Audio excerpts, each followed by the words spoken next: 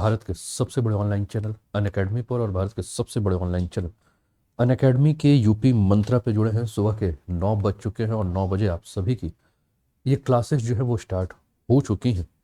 तो फटाफट सभी लोग ऑनलाइन आ जाइए, अपने सारे मित्रों के साथ क्लासेस के लिंक को जो है वो साझा कर दीजिए कि सभी जो है इसका लाभ उठा सके। दोस्तों, सुबह 9 बजे की जो करंट अफेयर्स की क्लास है, जिसको कि हम लोग डीएनए के नाम से जानते हैं, डेली न्यूज़ एनालिसिस, जहां हम नेशनल, इंटरनेशनल और आपके अपने प्रदेश उत्तर प्रदेश के समाचारों का संकलन लेकर हम उपस्थित हो जाते हैं, और जिसके माध्यम से पूरा का पूरा प्रयास ये होता है कि आपकी आगामी परीक्षाओं के लिए कुछ बेहतर किया जा सके। तो फटाफट सभी लोग ज्वाइन कीजिए, अपने सारे मित्रों को क्लासेस के लिंक शेयर कर दीजिए कि वो भी क्लासेस को जो है वो ज्वाइन कर सके, वो भी इस क्लास का जो है वो लाभ उठा सके, है ना। एक बार मुझे बता दीजिएगा कि आवाज़ सब कुछ सही आ रही है ना, कोई दिक्कत तो नहीं हो रहा है ना। रूबी गौतम, रोमा पांडे, सभी का स्वागत है, सभी का अभिनंदन है। ठीक है, तो ये जो डेली न्यूज़ एनालिसिस का सेशन है, और इस समय आप जुड़े हैं अनअकैडमी, जो कि इंडिया का लार्जेस्ट लर्निंग प्लेटफॉर्म है फॉर यूपीपीएससी और यूपी ट्रिपल एस सी। और दोस्तों, यहाँ अगर आप प्लस का सब्सक्रिप्शन लेते हैं तो आप अनलिमिटेड लाइव और रिकॉर्डेड सेशन जो है वो इंडिया के बेस्ट एजुकेटर के साथ जो है वो देख सकते हैं। करना क्या है दोस्तों, इसके लिए आप अपने मोबाइल से अनोप 10 कोड का, यानी अपने मोबाइल पर अनअकैडमी का लर्निंग ऐप डाउनलोड करके जब आप सब्सक्रिप्शन लेंगे तो सब्सक्रिप्शन के लिए आपको जो कोड यूज करना है वो कोड है अनूप 10, और इस कोड के माध्यम से सब्सक्रिप्शन लेकर आप क्या कर सकते हैं, जो भी क्लासेस है उसका लाभ उठा सकते हैं। दोस्तों, ये प्रोफाइल आपको मेरा शो हो रहा होगा, नीचे क्वालिफिकेशन नज़र आ रही होगी और साथ में ये टेलीग्राम का लिंक आपको नज़र आ रहा होगा। तो आप इस टेलीग्राम लिंक के माध्यम से जो है वो ज्वाइन कर लीजिए, जिससे कि जो भी क्लासेस हैं, है ना, जो भी जानकारियां हैं, जो भी पीडीएफ्स या जो भी जानकारी है वो आपको समय पर जो है वो उपलब्ध हो सके। स्टार्ट करते हैं दोस्तों आज के सेशन को, और आज के सेशन का जो पहला जो टॉपिक है वो लिया जो गया है वो इसका सोर्स इंडियन एक्सप्रेस है। इंडियन एक्सप्रेस से लिया हुआ एक मूवी आ रही है दोस्तों आलिया भट्ट की, और मूवी आते ही इसने विवाद खड़ा कर दिया है। मूवी का नाम है गंगूबाई काठियावाड़ी, है ना। गंगूबाई काठियावाड़ के नाम से जो मूवी आ रही है, मूवी जैसे आई तो उसके ऊपर कानूनी जो है वो दांवपेच शुरू हो गया। अब आपका दिमाग में प्रश्न होगा कि सर इस मूवी का क्या संबंध है ना, इस मूवी का यूपीपीएससी या यूपीएससी के एग्जाम से क्या संबंध है, क्या ये ऐसे भी कुछ प्रश्न बन सकते हैं। दोस्तों, आप समझिए कि मुद्दा क्या है, ये सामाजिक मुद्दा है, इंडियन सोसाइटी से संबंधित ये टॉपिक है, और इंडियन सोसाइटी से संबंधित ये जो टॉपिक है ये आपके एग्जाम के पॉइंट ऑफ व्यू से इंपॉर्टेंट होगा। तो आपको इस पर ध्यान रखने की आवश्यकता है, और किस प्रकार से इंडियन कॉन्स्टिट्यूशन के जो आर्टिकल्स हैं उस आर्टिकल्स का इंपॉर्टेंस है उसको भी हम ध्यान रखकर इस पर चर्चा करेंगे। ठीक है, तो फटाफट शेयर करते रहिए और ग्रुप में भी मैसेज बता दीजिए सभी स्टूडेंट्स को कि क्लासेस जो है ऑन टाइम है, और सभी जो है ऑन टाइम क्लासेस को ज्वाइन जो है वो कर ले। ठीक है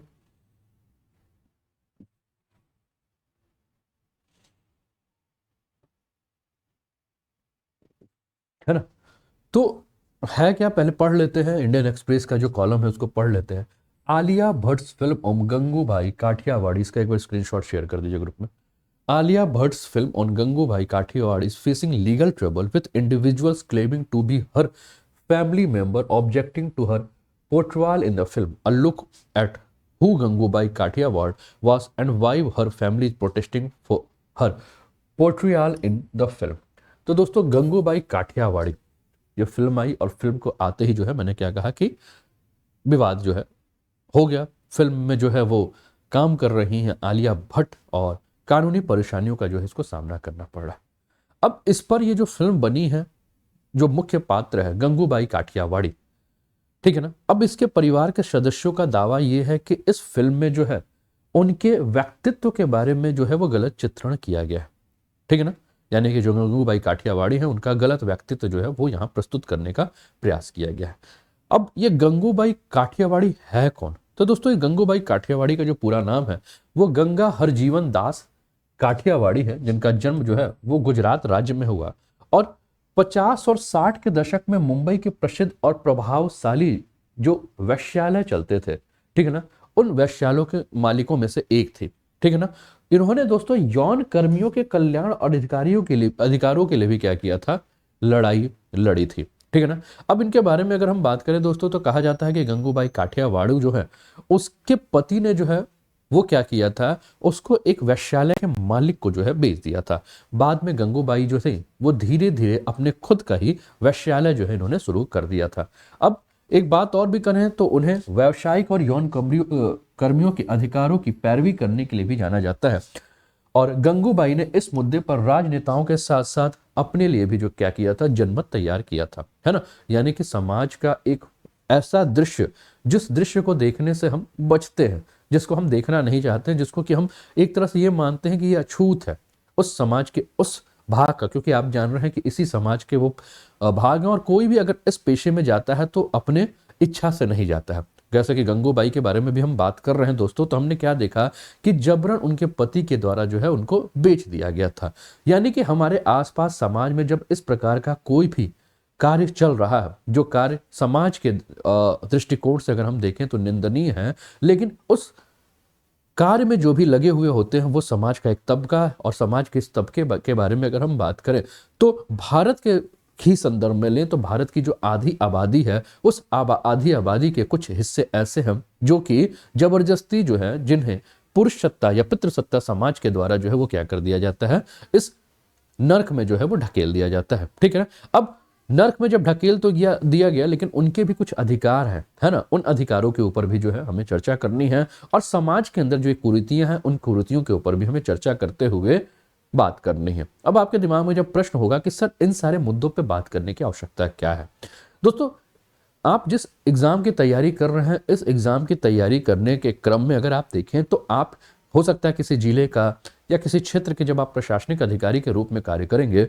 तो उनके प्रशासन यानी कि आपके क्षेत्र में जो है इस प्रकार के जो कुरीतियां हैं, इस प्रकार के जो ऐसे गंदे काम हैं, है ना, ये आपको देखने को मिलेगा। और आपके सामने ऐसे से लोग भी आएंगे जो कि इस नर्क में ढकेल दिए गए हैं, और उनके अधिकारों के ऊपर जो है वो आपको चिंतन मनन और उसके ऊपर कार्य भी करने की आवश्यकता है ना। तो इस इंपॉर्टेंट से अगर हम इस लिहाज से अगर हम बात करें तो ये टॉपिक जो है वो आपका क्या हो रहा है, भारतीय समाज और भारतीय समाज में महिला संबंधी मुद्दों के बारे में अगर हम बात करें तो उस संदर्भ में ये टॉपिक आपके लिए क्या हो जाता है, इंपॉर्टेंट बन जाता है। ठीक है ना। अब इस फिल्म का विरोध क्यों किया जा रहा है उसके बारे में अगर हम बात करें दोस्तों, तो गंगूबाई काठियावाड़ी के जो दत्तक संतान है उन्होंने कहा कि इनका जो इस फिल्म में चित्रण किया है, इस चित्रण को जो है वो गलत तरीके से चित्रण किया गया है। और गंगूबाई काठियावाड़ के का जो पूरा का पूरा जो इमेज है उसको एक नकारात्मक इमेज यानी कि एक नकारात्मक छवि के रूप में जो है वो क्या किया जा रहा है, सामने ला रहा है। ठीक है ना। याचिकाकर्ता का कहना है कि उन्हें वेश्या या माफिया क्वीन के रूप में जो है वो दिखाया गया है, जबकि ऐसा कुछ नहीं है। ठीक है ना। इनका यह भी दावा किया जा रहा है कि इस फिल्म का जो ट्रेलर रिलीज हुआ है उसके बाद क्या हो रहा है कि उनके परिवार की जो है वो प्रतिष्ठा जो है वो दांव पे लग गई है। और साथ में अगर हम बात करें तो जो आपका जो क्षेत्र है, कौन सा क्षेत्र है, कमाठीपुरा के रेड लाइट इलाकों में रहने वाले उनके परिवार के महिला सदस्यों को पुरुषों के द्वारा आपत्तिजनक और अपमानजनक टिप्पणियों का जो है वो सामना करना पड़ रहा है। ठीक है। ये तो हुआ इस टॉपिक के संदर्भ में बात, जो फिल्म आ रही है आपकी गंगूबाई, है ना, जिसमें आलिया भट्ट काम कर रही हैं। लेकिन ये तो पूरी फिल्म की पूरी जो कहानी है, जिस कहानी के चलते ये न्यूज जो है वो इंडियन एक्सप्रेस ने उठाया है। लेकिन अब टॉपिक आता है जो कि आपके एग्जाम के पॉइंट ऑफ व्यू से इंपॉर्टेंट है, उसको हमें समझना जरूरी है। समझना क्या है, मैंने कहा कि भारत या किसी देश की अगर हम बात करें, है ना, हम भारत के संदर्भ में ही अगर हम बात कर रहे हैं दोस्तों, तो भारत की आधी आबादी यानी कि महिलाओं के बारे में हम बात कर रहे हैं। और हमने कहा कि ये महिला संबंधी मुद्दा है, भारतीय समाज का मुद्दा है। और महिलाएं जो कि आधी आबादी का प्रतिनिधित्व कर रही हैं, अगर इनके सामने अगर हम बात करें तो सबसे बड़ी समस्या क्या है कि पितृसत्ता समाज के द्वारा और कुछ गंदी मानसिकता के लोगों के द्वारा क्या किया जाता है, इन्हीं महिलाओं को जो है वो इन प्रकार के गलत कामों में जो है वो जोर जबरदस्ती ढकेल दिया जाता है। ठीक है। आपने इसके पहले जो है ह्यूमन ट्रैफिकिंग का मामला जो है वो पढ़ा होगा, जैसे कि ह्यूमन ट्रैफिकिंग के मामले, है ना, मानव तस्करी में हमने देखा है कि किस प्रकार से छोटी छोटी बच्चियों को जो है वो चुरा कर या महिलाओं को जो है वो गलत जानकारी देकर उनको दूसरे जगह भेज दिया जाता है और उसके बाद उनको उनको जो है इस प्रकार के कार्यों में जो है ढकेल दिया जाता है। इसके अलावा आपने देखा होगा जब मामला लव जिहाद का उठा था, जिस पर कि काफ़ी सारी बातें हुई थी, तो उसमें भी हमने देखा था कि कई ऐसे केसेस भी हमें नजर आ रहे थे जहाँ की शादी करके और उसको जो है वो इस गलत कामों में भी ढकेल दिया जाता था, है ना। इसके अलावा बहुत सारे ऐसे मामले जो है वो देखने को मिलता था, है ना। बहुत सारे मामले जो है वो हमें ऐसे देखने को मिलता था। अब प्रश्न ये उठता है कि ये यौन कर्मी या जो भी सेक्स वर्कर हैं उनके सामने चुनौतियां क्या है। तो दोस्तों यौन कार्य यानी कि सेक्स वर्क्स को अगर हम बात करें तो भारत में जो है अभी तक कोई कानूनी मान्यता नहीं प्राप्त हुई है। यानी कि आपके क्षेत्र में या कहीं भी ये जो भी कार्य चल रहे हैं, है ना, तो ये सारे के सारे अगर हम बात करें तो ये सारे के सारे कार्य जो है वो क्या है, इल्लीगल रूप से जो है वो हमें देखने को मिलते हैं।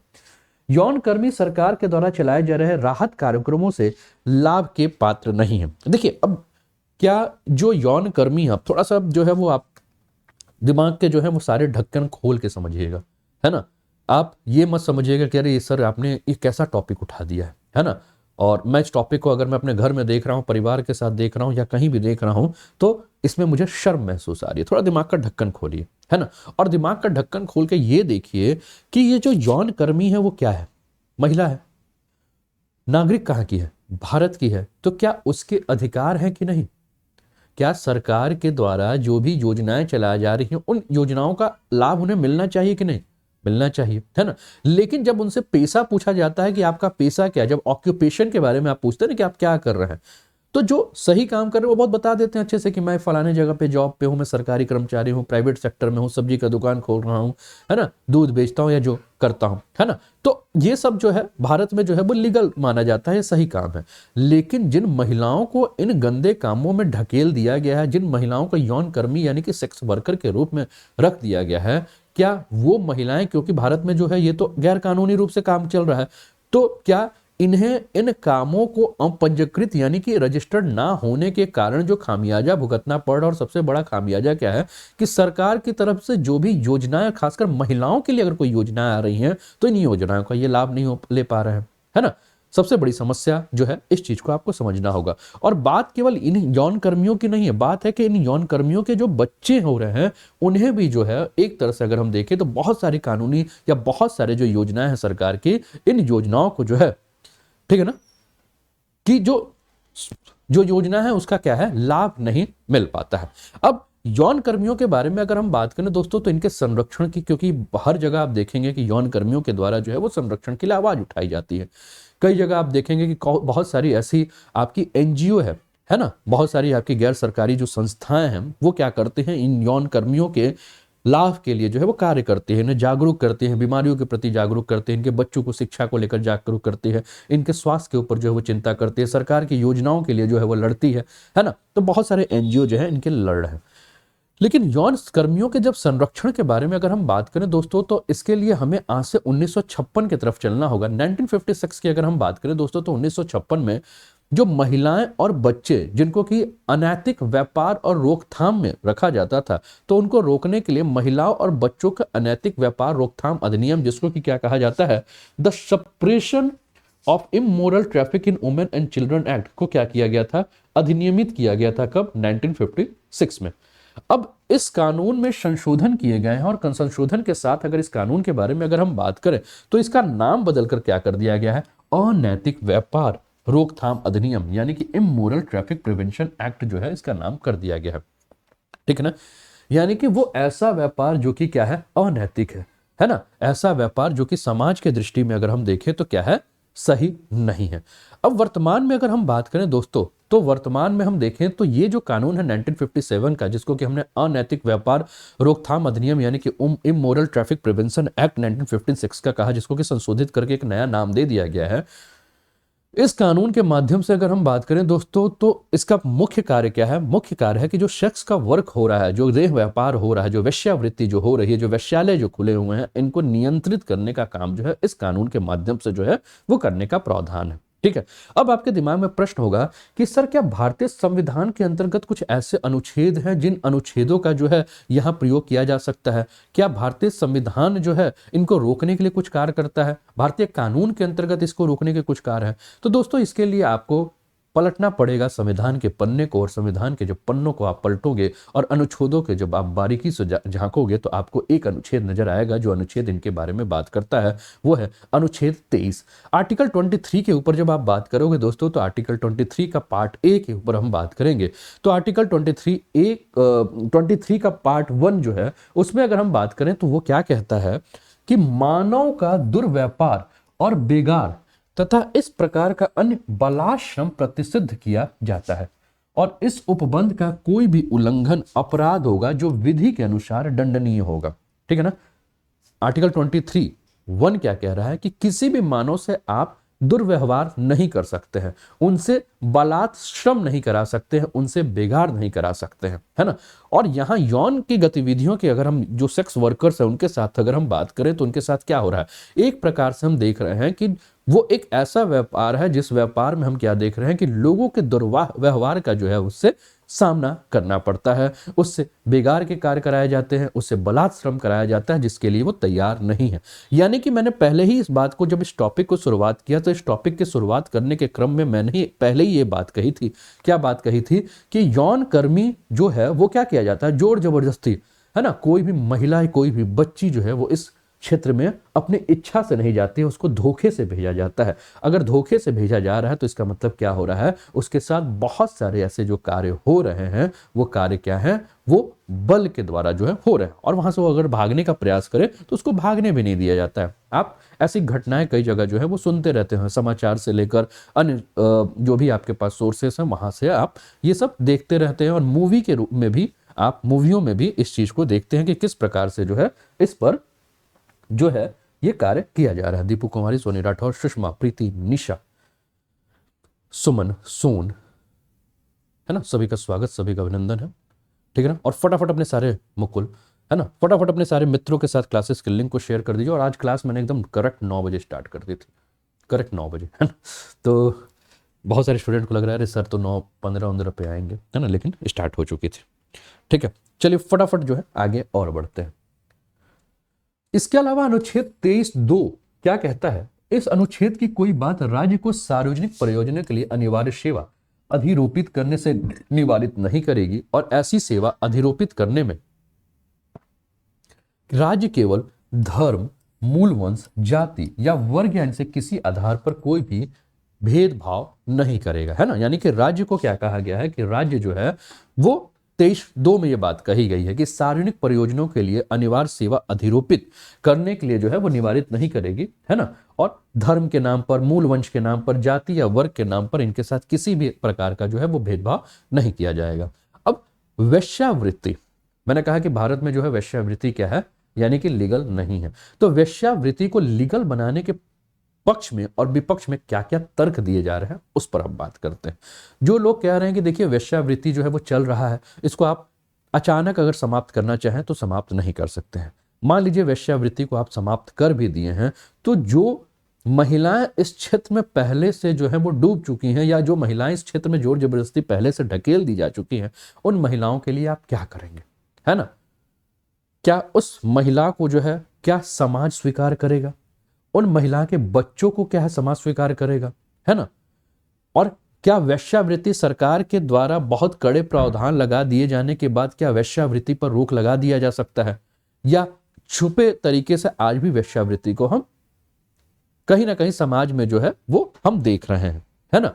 तो कुल मिलाकर जो बात की जा रही है, कुछ लोग ये कह रहे हैं, कुछ जो जानकार लोग जो हैं उसके पक्ष में बात कर रहे हैं, कह रहे हैं कि देखिए अगर आप इसको वैध बना देंगे, इसको लीगल बना देंगे, तो लीगल जब बना देंगे तो क्या होगा कि बहुत सारी कानून, जैसे कि मान लीजिए कोई महिला है, अब कोई महिला जो है मान लीजिए जबरदस्ती इस पेशे में आ चुकी है, ठीक है, तो हम क्या देख रहे हैं कि भारत संविधान के अनुसार, भारतीय संविधान के अनुसार जो उनके अधिकार मिले हैं, जो मौलिक अधिकार मिले हैं, जो फंडामेंटल राइट्स है, उस फंडामेंटल्स के राइट्स को वो पूरी तरह से प्रयोग नहीं कर पाती है, क्योंकि जब वो किसी पुलिस स्टेशन पे भी पहुंचेगी और पुलिस स्टेशन पे जब पहुंचेगी तो क्या बताएगी कि वो किस पेशे में है, वो इस पेशे में है, तो क्या पुलिस उसका संरक्षण करेगी, पुलिस उसका बचाव करेगी, या उल्टा उसी को मार के भगा देगी।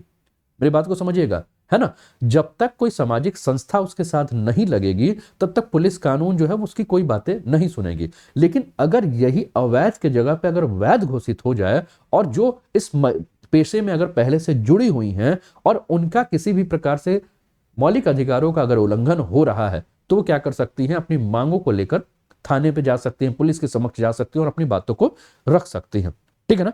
तो अगर हम बात करें दोस्तों, तो लाभ के बारे में अगर हम बात करें, तो अगर वेश्यावृत्ति को अगर वैध कर दिया जाता है तो वेश्यालय के प्रबंधन की जिम्मेदारी जो होगी वो किसकी होगी, राज्य की होगी। राज्य क्या करेगा, जो भी अधिकृत व्यक्ति होगा उस अधिकृत व्यक्ति को क्या करेगा, उस वेश्यावृत्ति या वेश्यालय जो स्थान है उसको चलाने के लिए एक लाइसेंस प्रदान कर देगा। और लाइसेंस जब प्रदान करेगा तो उस व्यक्ति की पूरी दायित्व होगी कि उसका सही तरीके से जो है वो देखरेख करे। ठीक है ना। राज्य इस संदर्भ में वेश्याओं की उम्र, ग्राहकों के डेटाबेस, वेश्याओं की पर्याप्त पारिश्रमिक और चिकित्सा सुविधाओं के संबंध में दिशा निर्देश भी तैयार करेगा। ठीक है ना। अब जैसे कि हम क्या देखते हैं कि जब राज्य जब इस प्रकार के जब कानूनों को वैध घोषित करेगा तो वो क्या देखेगा, वो देखेगा कि कोई ऐसा तो नहीं कि किसी नाबालिग महिला से जो है या नाबालिग लड़की से जो है वो जोर जबरदस्ती ये काम कराया जा रहा है। तो अगर मान लीजिए इसको वैध भी घोषित किया जाता है तो एक उम्र होगी जिस उम्र के ऊपर के लोग जो है वो इस काम में हों। दूसरा क्या है, ग्राहक जो भी आ रहे हैं उन ग्राहकों का एक एक डेटा जो है वो यहां रखना है कि मान लीजिए कि भविष्य में अगर कोई घटना होती है, मान लीजिए किसी की हत्या हो जाती है या कोई दुर्घटना घट रही है, तो पुलिस को भी जो है इस प्रकार के चीजों को खंगालने में आसानी होगी। जैसा कि आप देखते होंगे कई जगह आपको सुनने में आता है कि किसी महिला की जो है वो अधजली लाश कहीं फेंकी गई है, किसी का गला काट कर फेंका गया है, किसी को मतलब छत विछत करके उसके फेंका गया। और उसके बाद पुलिस क्या है, जब खोजबीन करती है तो क्या पाती है कि ये महिला जो है वो इस धंधे में जो है वो जुड़ी हुई थी और जो भी चीज। लेकिन पुलिस को जो है ये खोजबीन करने में बड़ा मुश्किल हो जाता है कि इसका मतलब ये जो दुर्घटना घटी या जो हत्या की गई या जो भी काम किया गया उसके पीछे व्यक्ति कौन है ना। लेकिन जैसे ही पुलिस अगर जब डेटाबेस अगर संग्रहित किया जाने लगेगा, डेटाबेस जब इकट्ठा किया जाने लगेगा ग्राहकों का जो कि यहाँ पहुंच रहे हैं, तो इससे क्या होगा कि कानून के नजर में भी अगर हम देखें तो इस प्रकार की घटनाएं जो हैं वो घटनाएं कम होना शुरू हो जाएंगी। ठीक है। इसके अलावा हम क्या देखते हैं कि बहुत जगह हम क्या देखते हैं कि बहुत जगह ये जो आपके जो वेश्यालय में जो कर्मी है, जो यौन कर्मी है, इनके बारे में अगर हम बात करें तो इनको सही पारिश्रमिक नहीं दिया जाता है ना। यानी कि जो उसको चलाने वाले जो भी ठेकेदार होते हैं वो क्या करते हैं कि ज्यादा पैसा लेते हैं लेकिन इन्हें कम पैसा देते हैं। इसके अलावा इनके चिकित्सा सुविधा, जब इनकी तबीयत खराब हो या कोई भी हेल्थ इशू हो तो इसका जो है वो सही से इलाज नहीं कराया जाता। तो ये सारी समस्या जो है, इन समस्याओं का भी जो है वो निराकरण किया जा सकता है। ठीक है ना। इस तरीके से वेश्याओं की चिकित्सा, देखभाल, अपने बच्चों की शिक्षा, शोषण और बलात्कार के खिलाफ सुरक्षा आदि जैसे कुछ अधिकार जो है वो प्राप्त हो सकते हैं।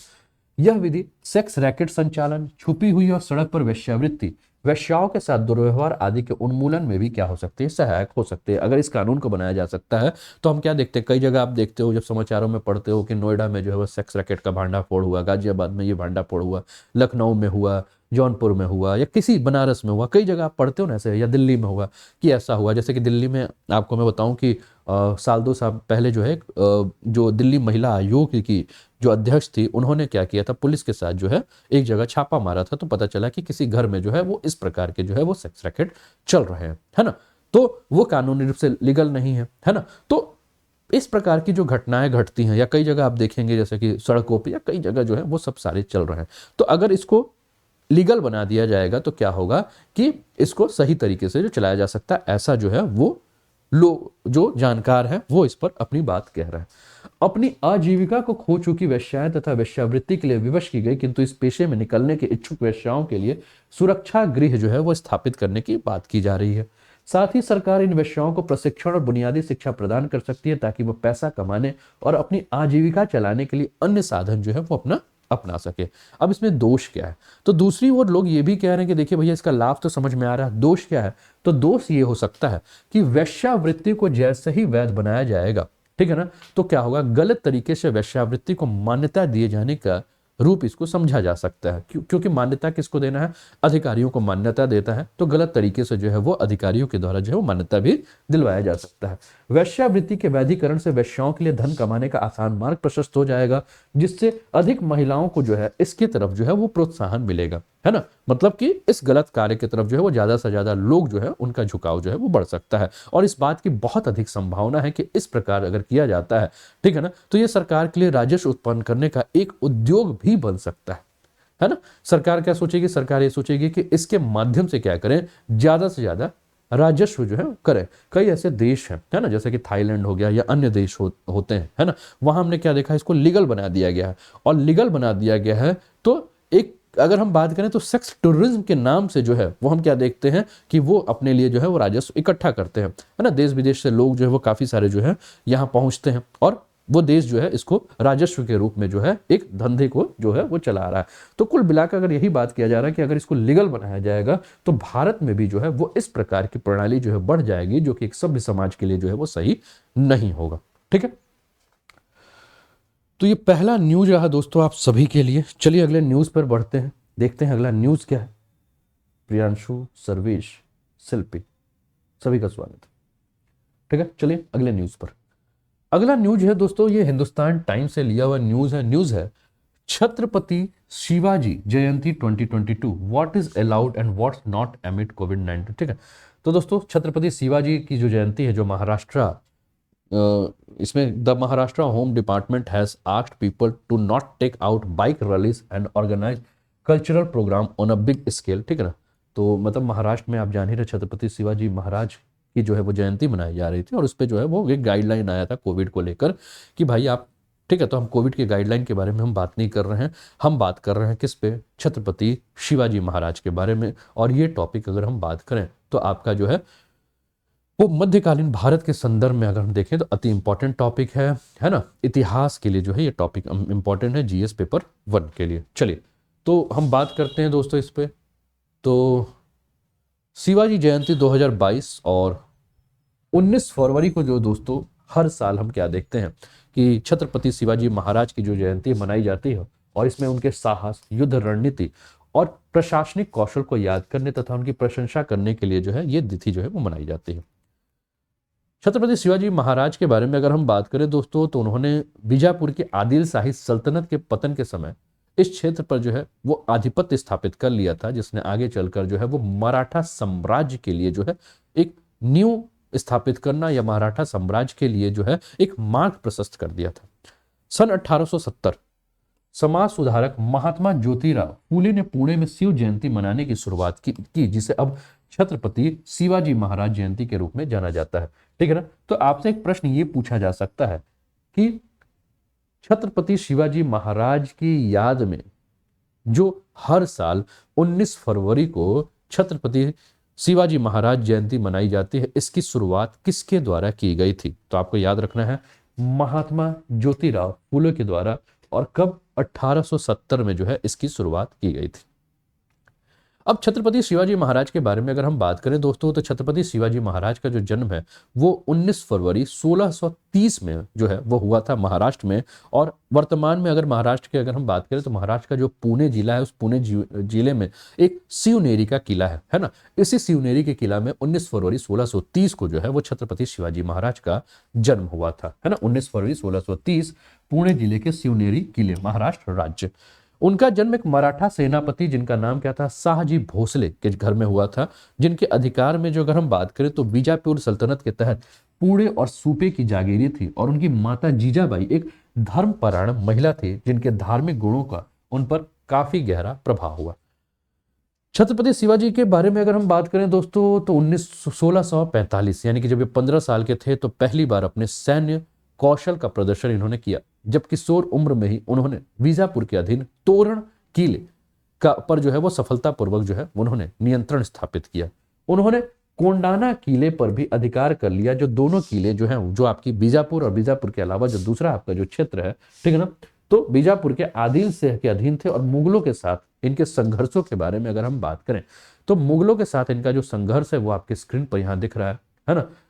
देखिए आप, ये कुछ संघर्षों की जो है वो एक पूरा टाइमलाइन है।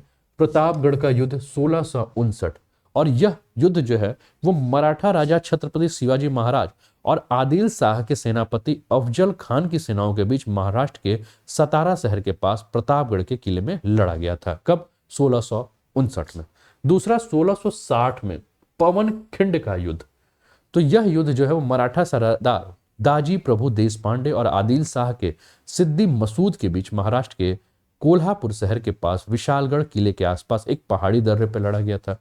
अगला युद्ध 1664 में हुआ, सूरत का युद्ध। यह युद्ध गुजरात के सूरत शहर के पास छत्रपति शिवाजी महाराज और मुगल कप्तान इनायत खान के बीच लड़ा गया। 1665 में अगला युद्ध हुआ जिसको कि पुरंदर का युद्ध के नाम से जाना जाता है। पुरंदर के युद्ध के बारे में अगर हम बात करें दोस्तों, तो यह युद्ध मुगल साम्राज्य और मराठा साम्राज्य के बीच लड़ा गया था। अगला युद्ध हुआ था दोस्तों आपका सिंहगढ़ का युद्ध 1670 में, और यह युद्ध महाराष्ट्र के पुणे शहर के पास सिंहगढ़ के किले पर मराठा शासक शिवाजी महाराज के सेनापति तानाजी मसूलरे और जमसिंह प्रधान के अधीन गढ़वाले उदयभान राठौर जो कि मुगल सेना के प्रमुख थे, इनके बीच में हुआ था।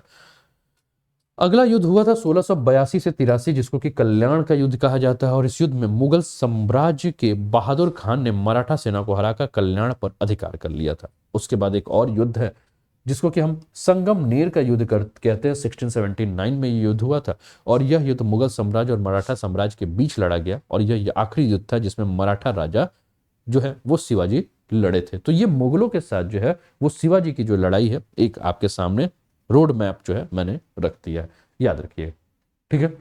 अब इसके अलावा अगर हम बात करें दोस्तों, तो मराठों ने जो है वो अहमदनगर के बाद 1657 में जुन्नार में मुगल क्षेत्र पर जो है वो छापा मारा था, और औरंगजेब ने नासिरी खान को भेजकर छापामारी का जवाब दिया, जिससे अहमदनगर में शिवाजी ने जिनको हराया था, ठीक है ना।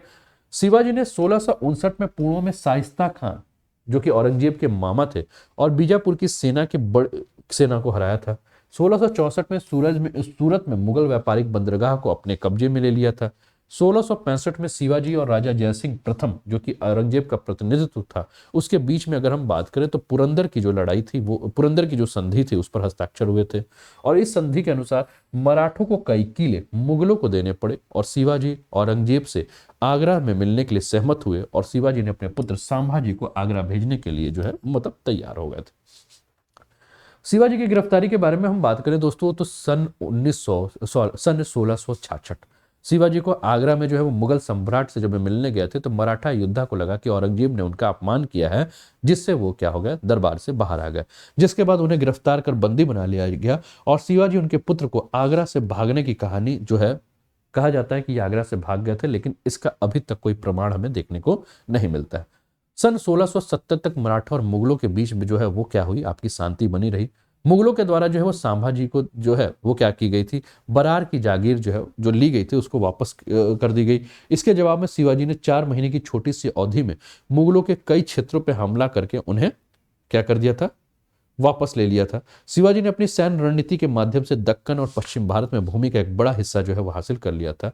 शिवाजी को जो उपाधियों के बारे में बात करें, तो शिवाजी को जो उपाधि थी, तो सबसे पहली उपाधि जिनके नाम से हम जानते हैं छत्रपति, है ना, आप जानते हैं छत्रपति शिवाजी, तो छत्रपति जो है वो उनकी उपाधि थी, है ना। उसके अलावा उपाधियों पे बात करें तो शाककर्ता, क्षत्रिय कुलवंत, हिंदव धर्म धारक की उपाधि के नाम से इन्हें जाना जाता था, ठीक है ना। शिवाजी के द्वारा स्थापित मराठा साम्राज्य के समय के साथ बड़ा होता गया, और 18वीं शताब्दी के शुरुआत में जो है वो एक बड़ी भारतीय शक्ति के रूप में उभर कर बाहर आया। शिवाजी की मृत्यु के बारे में बात करें दोस्तों, तो 1680 में रायगढ़ में शिवाजी का निधन हो गया, और रायगढ़ के किले में ही उनका जो है वो अंतिम संस्कार किया गया, ठीक है ना। अब शिवाजी के अंदर कौन कौन सा प्रशासन था, तो केंद्रीय प्रशासन के बारे में बात करें तो इसकी स्थापना शिवाजी के द्वारा प्रशासन की सुदृढ़ व्यवस्था के लिए की गई थी, जो प्रशासन की दक्कन शैली से काफी ज्यादा प्रेरित थी। ये बहुत ही ज्यादा इंपॉर्टेंट, अंकिता दुबे स्वागत है। ये बहुत ही ज्यादा आपके लिए इंपॉर्टेंट है ये टॉपिक, क्योंकि यहां से आयोग हर साल प्रश्न जो है वो पूछता रहता है। अधिकांश प्रशासनिक सुधारों के बारे में अगर हम बात करें दोस्तों शिवाजी के समय के, तो अहमदनगर के मलिक अंबर के सुधारों से वो काफी ज्यादा प्रभावित थे आपके, है ना। राज्य का सर्वोच्च प्रमुख राजा होता था जिसे अष्टप्रधान के नाम से जाना जाता था, और 8 मंत्रियों के एक समूह के द्वारा शासन कार्य में जो है उसे सहायता प्रदान की जाती थी। पेशवा जिसे मुख्य प्रधान के रूप में जाना जाता था, और मूल रूप से राजा शिवाजी की सलाहकार परिषद का नेतृत्व करता था। राजस्व प्रशासन के बारे में अगर हम बात करें, अभी तक हमने केंद्रीय प्रशासन के बारे में बात किया, राजस्व प्रशासन के बारे में अगर हम बात करें तो शिवाजी ने जो है वो जागीरदारी प्रणाली को जो है वो समाप्त कर दिया था, और इन्होंने इसे रैयतवाड़ी प्रणाली में जो है वो बदल दिया था, है ना। तो ये प्रश्न भी आपके आएगा, ठीक है, कि आपके मराठा समय में जो है वो किसने जो है वो जागीरदारी प्रणाली को जो है वो रैयत प्रणाली में बदल दिया, तो याद रहना चाहिए कि शिवाजी ने जो है वो जागीरदारी को रैयतवाड़ी प्रणाली में बदल दिया था, ठीक है ना। वंशानुगत राजस्व अधिकारियों की स्थिति में परिवर्तन किया, जिन्हें देशमुख, देशपांडे, पाटिल एवं कुलकर्णी के नाम से जो है वो जाना जाता था। शिवाजी उन मीरा सदारों का कड़ाई से पर्यवेक्षण करते थे जिनके पास भूमि पर वंशानुगत अधिकार थे। राजस्व प्रणाली के बारे में बात करें दोस्तों, तो राजस्व प्रणाली मलिक अंबर की जो है वो काठी प्रणाली से प्रेरित थी। ठीक है ना। तो ये भी क्योंकि हमने जब इनके बारे में बात किया प्रशासनिक सुधारों के बारे में या किस प्रकार से प्रणाली चला रहे हैं, तो इस पे हमने कहा कि जो शिवाजी जो थे वो किससे इंस्पायर्ड थे, पूरी तरह से प्रेरित किससे थे, मलिक अंबर से। तो आपसे पूछा जा सकता है यह प्रश्न कि शिवाजी ने जो राजस्व प्रणाली की शुरुआत की थी वो किस प्रणाली से जो है वो प्रेरित थी, तो काठी प्रणाली से। या यह प्रणाली जो काठी प्रणाली से जो प्रेरित आपकी राजस्व प्रणाली थी, है ना, वो किसके द्वारा, जो काठी प्रणाली जो थी वो किसके द्वारा थी, तो मलिक अंबर के द्वारा थी। ठीक है। प्रत्येक टुकड़े को रॉड या काठी के द्वारा जो है वो मापा जाता था। चौथ और शरदेश मुखी आय के जो थे वो अन्य स्रोत थे। चौथ कुल राजस्व का 1/4 भाग था, जिसे गैर मराठा क्षेत्रों से मराठा आक्रमण से बचने के बदले में जो है वो क्या किया जाता था, आपका वसूला जाता था। ठीक है। और ये आय का जो था वो कितना था, 10% था, जो अतिरिक्त कर के रूप में था, और ये प्राय साम्राज्य के बाहर जो है लाया जाता। सैन्य प्रशासन के बारे में हम बात करें तो शिवाजी ने एक अनुशासित और कुशल सेना का जो है वो आपका गठन किया था। सामान्य सैनिकों के भुगतान के में बात करें दोस्तों, तो सामान्य सैनिकों को जो भुगतान किया जाता था वो नगद में किया जाता था, लेकिन जो आपके प्रमुख और सैन्य कमांडर जो थे उनको जागीर अनुदान, जिसको कि सरंजम या मुकासा के माध्यम से भुगतान किया जाता था। मराठा सेना में इन्फेंट्री सैनिक, घुड़सवार, नौसेना, ये सब जो थे आपके शामिल थे। ठीक है। तो ये दूसरा टॉपिक रहा आप लोगों के लिए। उम्मीद करता हूं कि ये आपको समझ में आया होगा शिवाजी के संदर्भ में। ठीक है, चलें आगे बढ़ा जाए।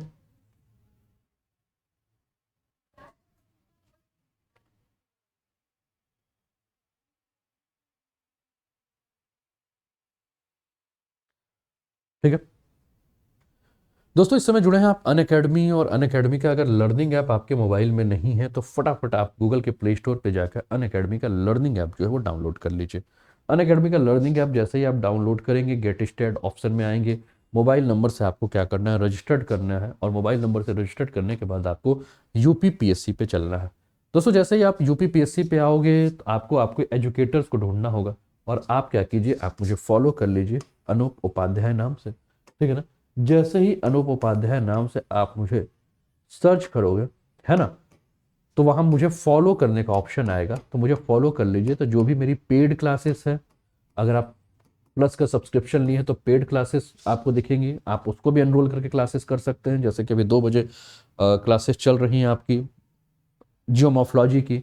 और अगर आप फर्स्ट टाइम हैं और आप फ्री क्लासेस देखना चाहते हैं, ठीक है, तो आप अनलॉक कोड ANUP10 अनूप 10 का प्रयोग करके क्या कर सकते हैं, आप फ्री क्लासेस का लाभ उठा सकते हैं, है ना। अपने मित्रों को भी जो है ये जानकारी आप दे दीजिए। अनअकैडमी के एडवांटेज के बारे में बात करें तो any time any year live और रिकॉर्डेड सेशन आप अपनी सुविधा के हिसाब से कर सकते हैं। आपके पास अपॉर्चुनिटी है इंडिया के बेस्ट एजुकेटर और इन्फ्लुएंसर से जुड़कर क्लासेस करने का।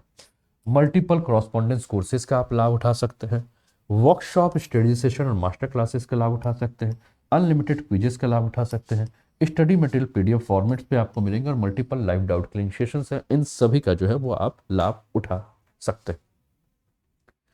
चलिए अगला न्यूज जो है वो न्यूज है द हिंदू से लिया हुआ, और ये न्यूज है Russia recognise Ukraine held area as a part of rebel area.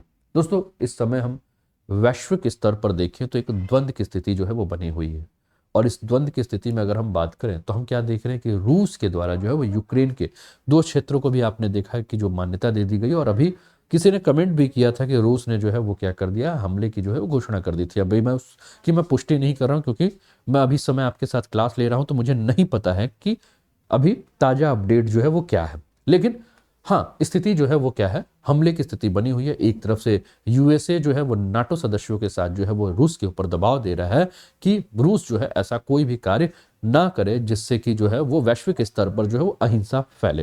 लेकिन दूसरी तरफ रूस क्या कह रहा है कि देखिए भैया, ये जो यूक्रेन है ये हमारा वही पार्ट है जो यूएसएसआर का पार्ट था, और शीतकाल आपका जो शीत युद्ध यानी कि कोल्ड वॉर का जब समय था वहां से टूटा हुआ था, है ना। तो रशिया हमेशा चाह रहा है कि जो यूक्रेन का एरिया है उसको हम क्या करें, रूस में जो है वो मिला लें। ठीक है। तो रूस के जो 2 राज्य थे उनको क्या कर दिया गया, रशिया के द्वारा जो है वो मान्यता दे दी गई है। एक बार मैप पे इस चीज को देखते हैं और उसके बाद पूरे टॉपिक को हम समझने की कोशिश करते हैं, लेकिन उसके पहले हम देखें कि द हिंदू ने क्या आर्टिकल छापा है, इस आर्टिकल पर चर्चा करते हैं।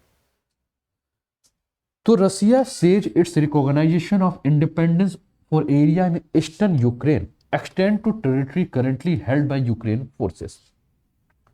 Russia announced on Tuesday that its recognition of independence for area in eastern Ukraine extend to territory currently held by Ukrainian force, further raising the stakes amid Western fear that Moscow full fledged। तो Ukraine के जो आपके विद्रोही इलाकों को स्वतंत्र क्षेत्र के रूप में जो है वो क्या कर दी गई है, मान्यता दी गई है। और ये दो क्षेत्र हैं, इन क्षेत्रों का नाम क्या है, एक का नाम है आपका डोनेस्टक और दूसरा का नाम क्या है आपका लुहांस्क, ठीक है ना। तो रूस ने क्या किया है, यूक्रेन के इन क्षेत्रों को जो है ना, तो रूस के द्वारा जो है वो यूक्रेन पे जो हमले है उसकी आशंका से जो है वो क्या हो गया है कि काफी ज्यादा तनाव जो है वो इस में आ गया है ना। यानी कि रूस का पश्चिमी क्षेत्र और यूक्रेन का पूर्वी क्षेत्र है ना, या यूरोप का जो पूर्वी क्षेत्र है, इसमें अगर हम बात करें तो काफी ज्यादा जो है वो तनाव की स्थिति आ गई है। और पश्चिम के जो देश हैं, चाहे वो यूरोपियन कंट्रीज हो चाहे यूएसए हो, वो बार बार रूस के साथ ये कह रहा है कि देखिए आप तनाव की स्थिति मत खड़ा कीजिए, लेकिन रूस जो है इस बार मानने को तैयार नहीं है ना। अब क्यों नहीं मानने को तैयार है पता नहीं, है ना, लेकिन रूस जो है वो कह रहा है कि हम नहीं मानेंगे भैया, एकदम से जिद पे अड़ गए हैं, इस बार तो कुछ करके रखेंगे, ठीक है ना। श्रेयांश चौरसिया लिख रहे हैं कि सर युद्ध शुरू हो गया है। अच्छा,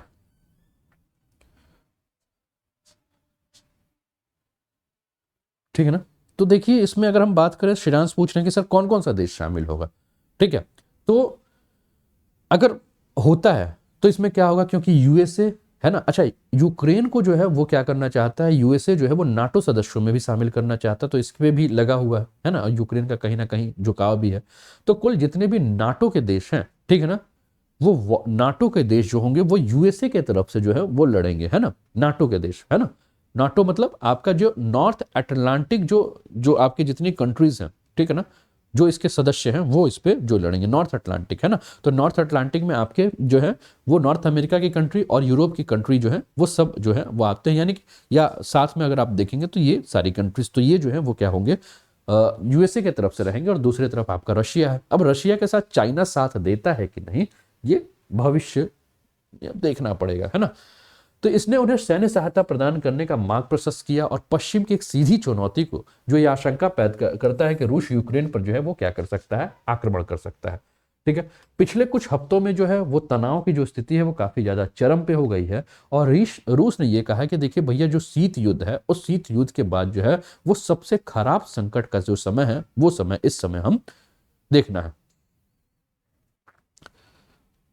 ठीक है। ये प्रश्न ये भी आ रहा है, श्रेयांश चौरसिया का ये प्रश्न है कि इंडिया क्या करेगा, इंडिया किसका साइड लेगा। देखिए इंडिया जो है इस पर 2 दिन पहले अपनी बात रख चुका है, क्योंकि आप जान रहे हैं कि इंडिया रशिया को भी नहीं दुखी कर सकता है और यूएसए के साथ भी अपना जो है वो मतभेद नहीं कर सकता है, ठीक है ना। तो इंडिया ने जो है वो एकदम बीच का जो है रास्ता अपनाया है और बीच का रास्ता अपनाने के लिए साथ उसने कहा कि भैया देखिए शांति जो है वो बनाए रखिए, है ना, ज्यादा लड़ाई झगड़ा मत कीजिए। गांधी जी का जो अहिंसा का मार्ग है उसके साथ जो है वो इंडिया चल रहा है। इंडिया जो है ना रसिया के साथ रहेगा ना यूएसए के साथ रहेगा, वो किसी के साथ नहीं रहेगा, है ना। इंडिया जो है वो किसी के पक्ष में नहीं रहेगा, एक मीडिएटर की भूमिका में रहेगा, शांति की बात करेगा, है ना, ठीक है।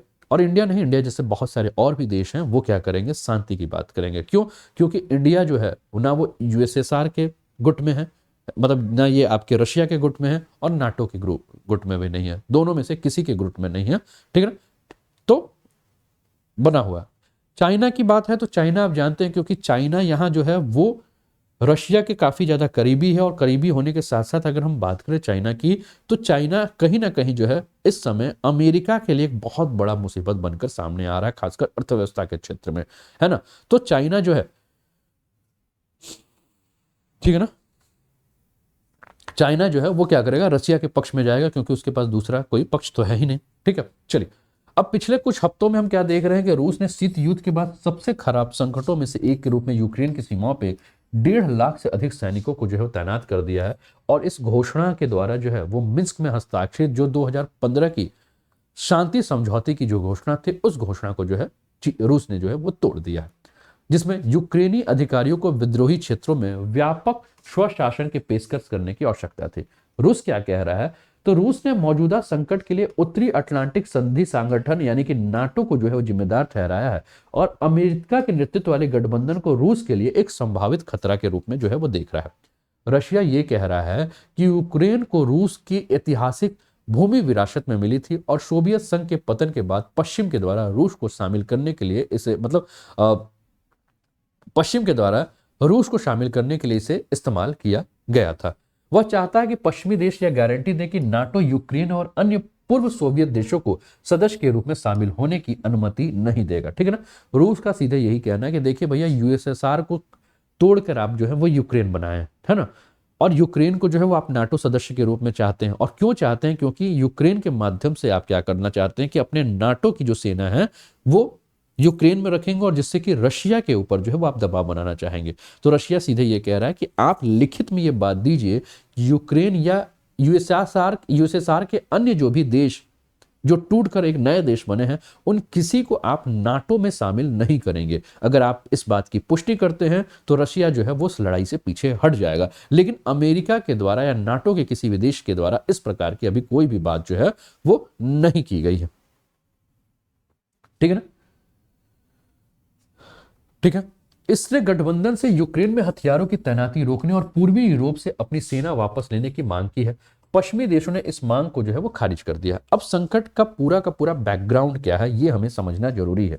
हम लोग मीडिया के माध्यम से या अन्य न्यूज सोर्सेस के माध्यम से अगर हम बात करें तो इस पर हम काफी ज्यादा देख रहे हैं, सभी पक्ष विपक्ष देख रहे हैं। एक बार हम लोग यूपीएससी या स्टेट आपका यूपीपीएससी या अन्य स्टेट पीएससी के पॉइंट ऑफ व्यू से इस टॉपिक को अगर हम देखें तो पूरा संकट का पृष्ठभूमि क्या है, आइए उस पर चर्चा करते हैं। तो यूक्रेन और रूस सैकड़ों वर्षों से सांस्कृतिक, भाषाई और पारिवारिक संबंध जो है वो आपके साझा करते हैं। रूस और यूक्रेन में कई समूहों के लिए देशों का साझा विरासत और एक भावनात्मक मुद्दा का जो है जुड़ाव है, जिसका चुनावी और सैन्य उद्देश्यों के लिए भी जो है काफी ज्यादा प्रयोग किया जाता है। सोवियत संघ के हिस्से के रूप में यूक्रेन रूस के बाद दूसरा सबसे बड़ा शक्तिशाली सोवियत गणराज्य था और रणनीतिक, आर्थिक और सांस्कृतिक रूप से काफी ज्यादा यूएसएसआर के लिए महत्वपूर्ण था।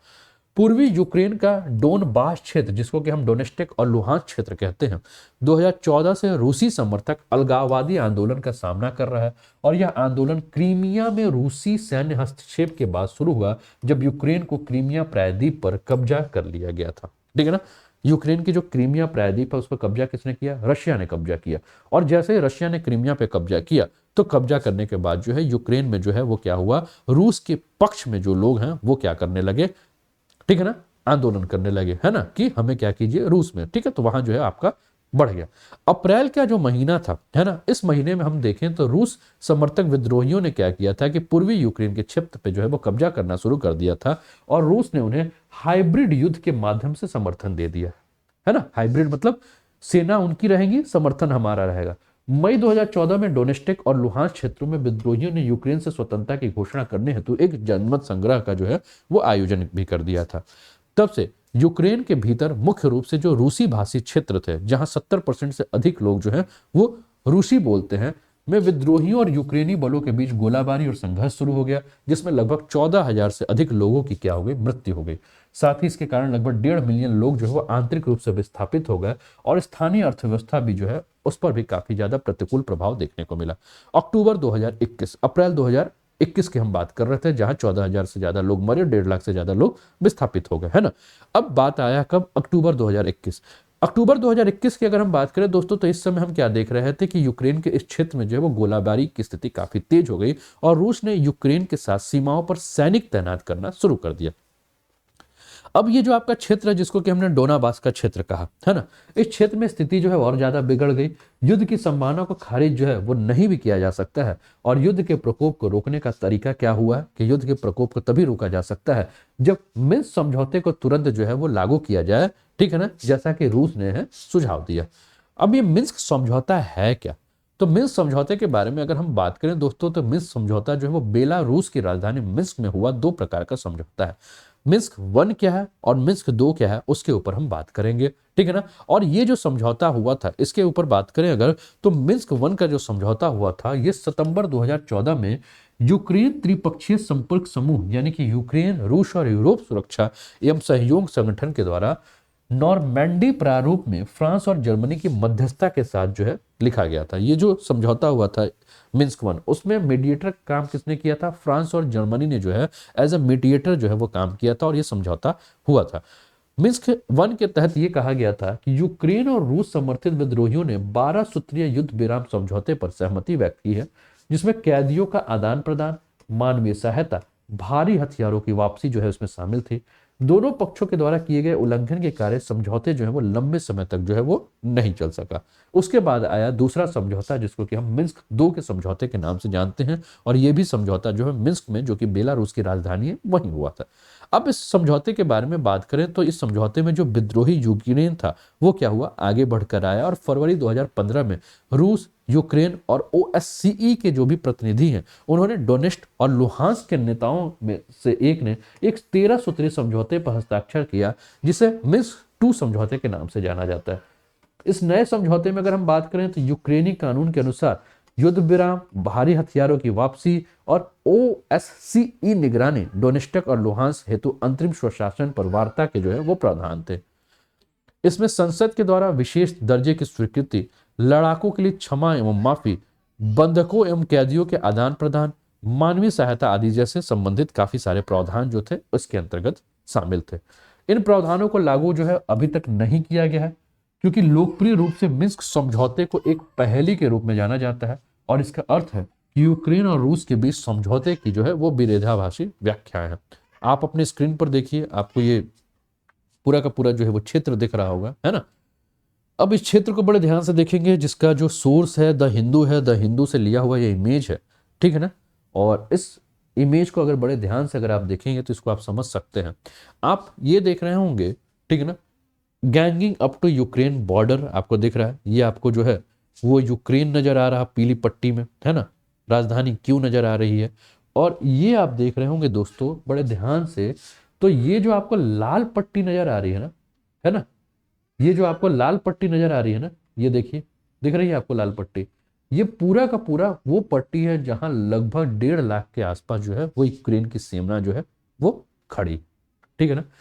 ये आपको जो क्षेत्र नजर आ रहा है, ये क्रीमिया का क्षेत्र नजर आ रहा है, जो कि रशिया के द्वारा 2014 में एनेक्स्ट कर लिया गया, ठीक है ना, कब्जा किया हुआ क्षेत्र है। ये आपको काला सागर यानी कि ब्लैक सी नजर आ रहा होगा। इधर आपको जो पिंक कलर का नजर आ रहा है ये आपको रशिया है, ठीक है ना। और ये यूक्रेन के बॉर्डर पे अगर हम देखें तो 1.5 लाख के आसपास जो है सेना है। अब ये जो भी आपको ये ग्रीन कलर का जो भी कंट्री नजर आ रहा है ना, यहाँ आप देख रहे हैं ग्रीन कलर का जो भी कंट्री आप सभी को दिख रहा है, ये सारे के सारे वो कंट्रीज हैं जो कि नाटो के मेंबर्स हैं, ठीक है ना। और जितना आपको लाल कलर का आपको नजर आ रहा है, ठीक है ना, ठीक है ना, सोल्वानिया, हंगरी, रोमानिया, बुल्गारिया, ठीक है ना, यहां नाटो क्या कर रहा है कि प्लान कर रहा है कि इसको अपना एक बैटल ग्रुप की तरफ से। लेकिन इसके अलावा अगर हम बात करें तो पोलैंड, ठीक है, इसके अलावा अगर हम बात करें तो एस्टोनिया, लातविया, है ना, ये सारा जो आपको क्षेत्र नजर आ रहा है, लिथुआनिया, ये सारा जो है आपका एग्जिस्टिंग नाटो बैटल ग्राउंड है, ठीक है ना। इसके अलावा ये जहां भी आपको ये थोड़ा सा एरोप्लेन टाइप का दिख रहा है, ये आपका क्या है, नाटो एयर पुलिसिंग मिशन है, जिसके में से जो है वो नाटो के जो आपके जो एरोस्पेस है ना, वो सारा जो है आपका है। इसके अलावा अगर हम बात करें दोस्तों, तो ये आपको जो क्षेत्र नजर आ रहा है, ठीक है ना, मैप आने दीजिए, ये जो क्षेत्र नजर आ रहा है आपको थोड़ा सा, ये आपको इमेज, ये सब जो है वो नाटो का क्या है, ये मिसाइल डिफेंस सिस्टम जो है यहाँ लगा हुआ है, ठीक है ना। और ये जितना भी आपको red red red red dotted नजर आ रहे हैं, ये सारे वो स्थान है जहां रशिया ने अपने मिलिट्री को जो है वो 1.5 लाख के आसपास जो मिलिट्री है उसको जो है वो खड़ा कर रखा है, ठीक है। तो ये आपके स्क्रीन पर जो है वो दिख रहा है। और NATO is planning to establish 4 new multinational battle group, जो है वो 4 नए आपके मल्टीनेशनल बैटल ग्रुप शुरू करने का इच्छा जताया है, जिसमें उसने बुल्गारिया में, रोमानिया में, हंगरी में और स्लोवाकिया में जो है वो क्या कर रहा है, इसको रख रहा है, ठीक है ना। इसने जो है एक संगठन एनआरएफ का बनाया है ना, very high readiness joint task force है जो एनआरएफ, जो कि फ्रांस के द्वारा लीड है, जिसमें 5,000 के आसपास सोल्जर्स हैं, और ये 72 घंटे के अंदर किसी भी प्रकार की कंडीशन में जो है वो क्या करेंगे, एक्टिव होकर ऑपरेशन कर सकते हैं। इसके अलावा अगर हम बात करें तो इस क्षेत्र में जो है वो यूएस ने जो है लगभग 80,000 के आसपास जो है यूएस ट्रिप्स हैं, और यूरोप के 85-100 एडिशनल ट्रुप्स जो है यहाँ है, और ये high alert to deploy the help NATO. ठीक है, जैसे कि आपको ये क्षेत्र नजर आ रहा होगा, है ना, तो ये पूरा का पूरा जो है ये आपको दिख रहा है ना, तो यहाँ जो है वो रखा गया है रिजर्व में कि जब भी जरूरत हो 80 और प्लस 85, ठीक है, और नाटो रिस्पांस फोर्स के लगभग 40 यानी कि 1,20,000 और 1,28,000 जो जवान हैं वो क्या है आपके यहाँ हमेशा जो है वो इकट्ठे रहते हैं कि कभी भी कंडीशन अगर गड़बड़ हुई तो तुरंत इसको क्या कर दिया जाएगा, डिप्लॉय कर दिया जाएगा। ठीक है ना, तो ये पूरा नाटो का है। अब रशिया ये देख रहा है कि ये जो पूरा का पूरा जो क्षेत्र है ये क्या है, नाटो सदस्य है, और नाटो सदस्य का मतलब है कि पूरा का पूरा देश जो है वो अमेरिका के नियंत्रण में, इनडायरेक्ट रूप से अमेरिका के नियंत्रण में है। तो रसिया, अच्छा दूसरा, अब ये यूक्रेन जो है इस पे भी जो है, इस यूक्रेन को जो है वो क्या अमेरिका क्या चाहता है कि इसको भी हम क्या करें, नाटो में मेंबर बना ले।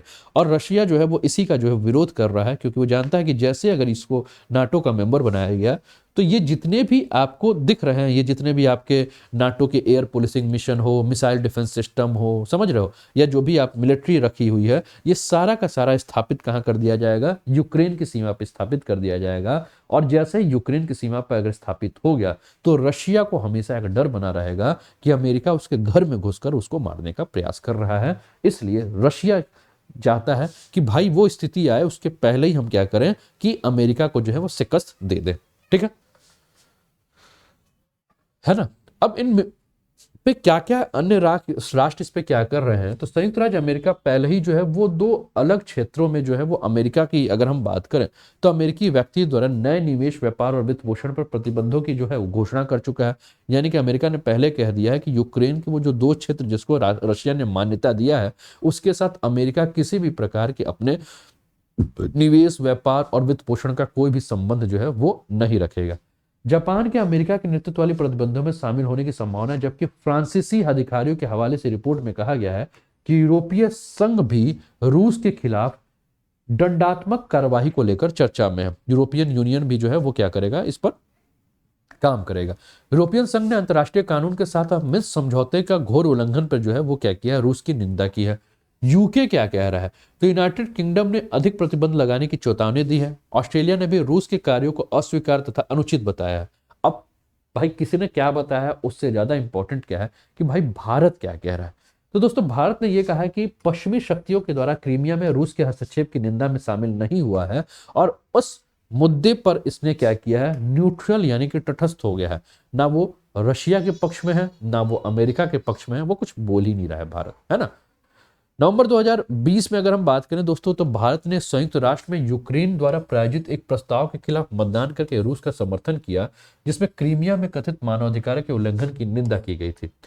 हाल ही में भारत ने संयुक्त राष्ट्र सुरक्षा परिषद में यह सुझाव दिया कि शांत और रचनात्मक कूटनीति समय की आवश्यकता है और तनाव को बढ़ाने वाले किसी भी कदम से बचना चाहिए, और रूस ने भारत के रुख का जो है वो क्या किया है, स्वागत किया है। मतलब कि रूस सीधे कह रहा है कि भैया किसी भी प्रकार का कंडीशन क्यों ला रहा है, यूक्रेन को नाटो में क्यों लेके आ रहा हो, है ना, न्यूट्रल रहिए भैया, शांति बनाए रखिए, और इस प्रकार का अगर कोई कदम है तो उस पर जो है बचना चाहिए, है ना। दोस्तों ये मेगा सब्सक्रिप्शन ऑफर इसका डेट खत्म ही हो चुका है। ये दोस्तों यूपीपीएससी कॉम्बैक्ट के बारे में अगर हम बात करें तो इसका आप लाभ उठा सकते हैं। 27 फरवरी दोपहर 12 बजे ये सेशन होगा यूपीपीएससी कॉम्बैक्ट, जिसमें 70 क्वेश्चन पूछे जाएंगे 60 मिनट पे, और इसमें आप लगभग 10 लाख रुपए तक का जो है वो स्कॉलरशिप पा सकते हैं।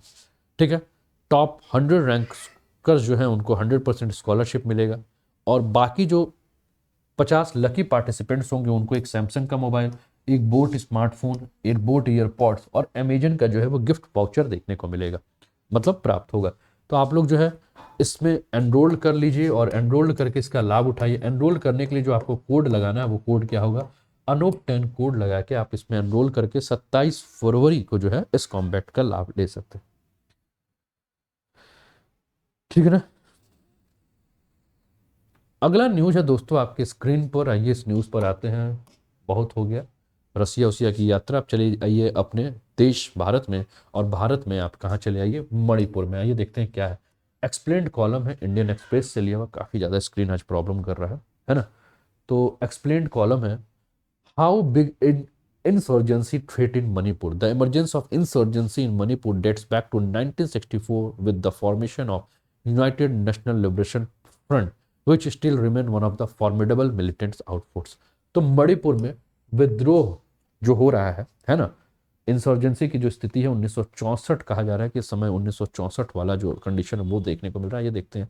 तो दोस्तों केंद्र सरकार ने जो है वो क्या की है, घोषणा की है कि इस क्षेत्र में स्थायी शांति लाने के लिए मणिपुर में जो भी आपके उग्रवादी समूह हैं उन उग्रवादी समूहों से जो है वो बात करने के लिए जो है वो केंद्र सरकार तैयार है कि ये जो भी उग्रवादी समूह है वो आकर अपनी बात कहें और देखा जाए कि एक ऐसा रास्ता क्या अपनाया जाए जिससे कि यहाँ विद्रोह जो है वो ना हो। मणिपुर में विद्रोह का उदय अगर हम बात करें तो 1964 में तब हुआ था जब यूनाइटेड नेशनल लिबरेशन फ्रंट के गठन हुआ था, और अभी भी सबसे दुर्जय उग्रवादी संगठनों में से ये एक संगठन है आपका United national liberation front.